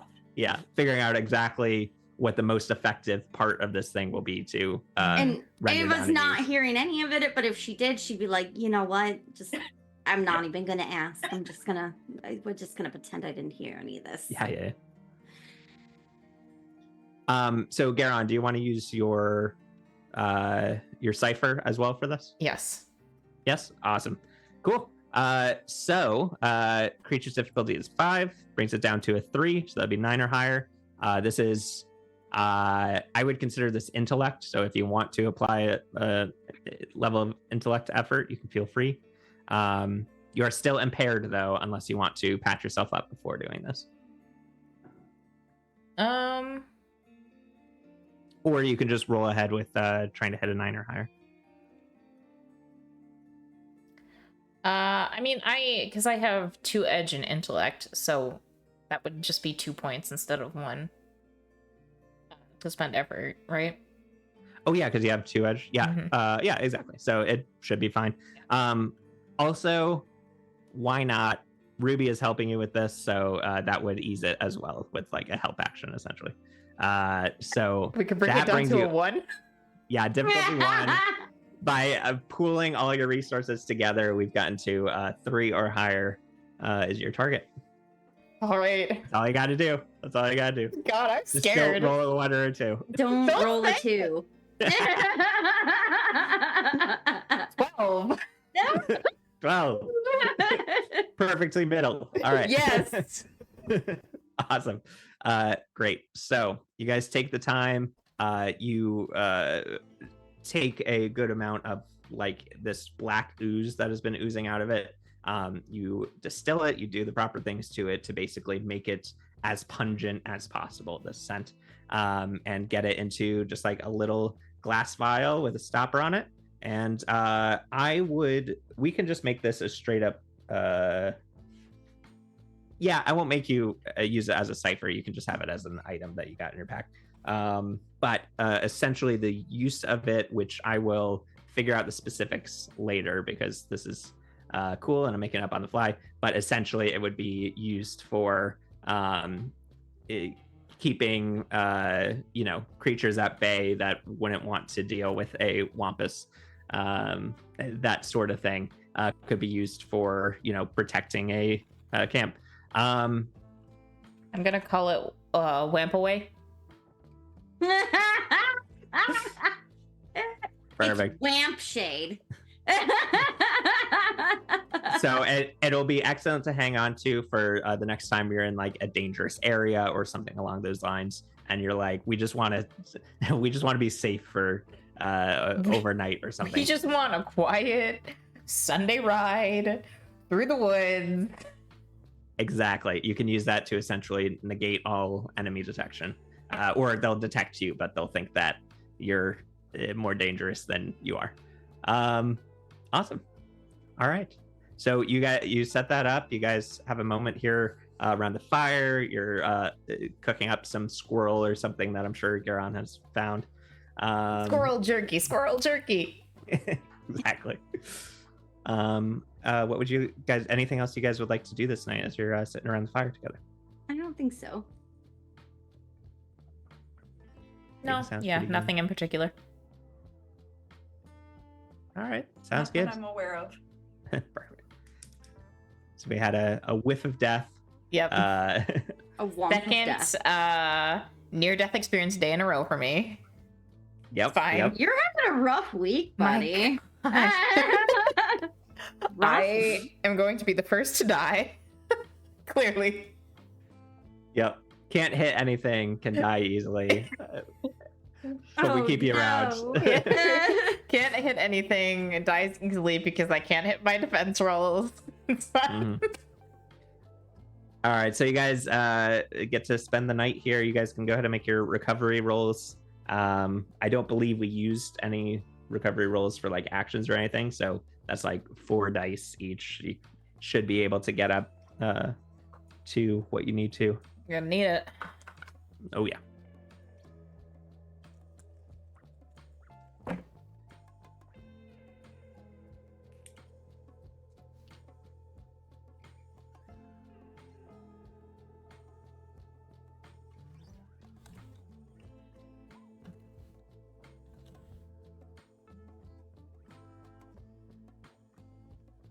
Once again, just enough to refill all my pools. That's good. That's good. That's good. All right. So we finish up our night here. Wake up in the morning. The rays through the canopy hitting your tents. Garon's having a great time being in the woods again. Well, sort of. Just like except you give you near-death experience and all. Yay! exactly. Even though every time you go into the woods, something bad inevitably happens. Yeah. It's fine. Great. So you guys wake up. We get back, pack everything back down, get it in our cart, and we're heading back out. Should be arriving that evening. And I believe what I'm going to do is stop our session there as you guys are approaching Hotchkiss, which is the lumber town of Hotchkiss. A lot of the lumber that you remember arriving by train into the town came from this town specifically. So we'll meet some of the folks there, learn what this town is all about, probably do another circus event We'll have to Gotta make see. more Yeah, money. we're definitely gonna have another circus event. Yep. And I believe that that's everything for that session. Whew, another near-death experience. If I make it past session 10, it will be a miracle, probably. Can I ask what your other pools were at? I had Strength was at 0. strength was at 0, speed might. got down to 8, and then intellect was at 15 because of the impairment on that last roll. Got it. Okay, so you could have taken a couple more hits, but Yeah. 8 more damage would have debilitated you, which would have just essentially knocked you out lying on the floor moaning. So you weren't quite at death's door yet, but you were quite I mean, injured. and considering how bleeding out. quickly I got like True, knocked it out went- down. Yeah, it was 10 damage in one attack. But Yeah. awesome. Yeah, love it. I'm glad we're back. That was fun. Next week we're going to be off again, unfortunately. Sorry, I'm still moving and figuring stuff out. But week after we should be back to our normal Saturdays schedule. Anything else, Charlie? Just that everyone should come join us for Jukebox Justice tomorrow as we descend into the Shadow Realm. So Yes, There are no creeple, and it's fine. everything is fine. it's all As always. fine. Everything is fine. Everything is Yeah. It's totally fine. I feel like the motto for Tales from the Forgotten Troupe should be everything's fine. Everything's totally fine, but it's the meme with the guy who walks in with the pizza, and it's a shit show and everything's on fire, and he's like, "This is fine. It's totally fine. It's fine because you have pizza. It's That makes it fine. Everything's and it's burning. warm. Thank you everyone for joining us today. Hope you have the rest of your weekend goes pleasantly, and have a good week. Eat a snack, do something nice for yourself. Till we see you next time. Bye bye.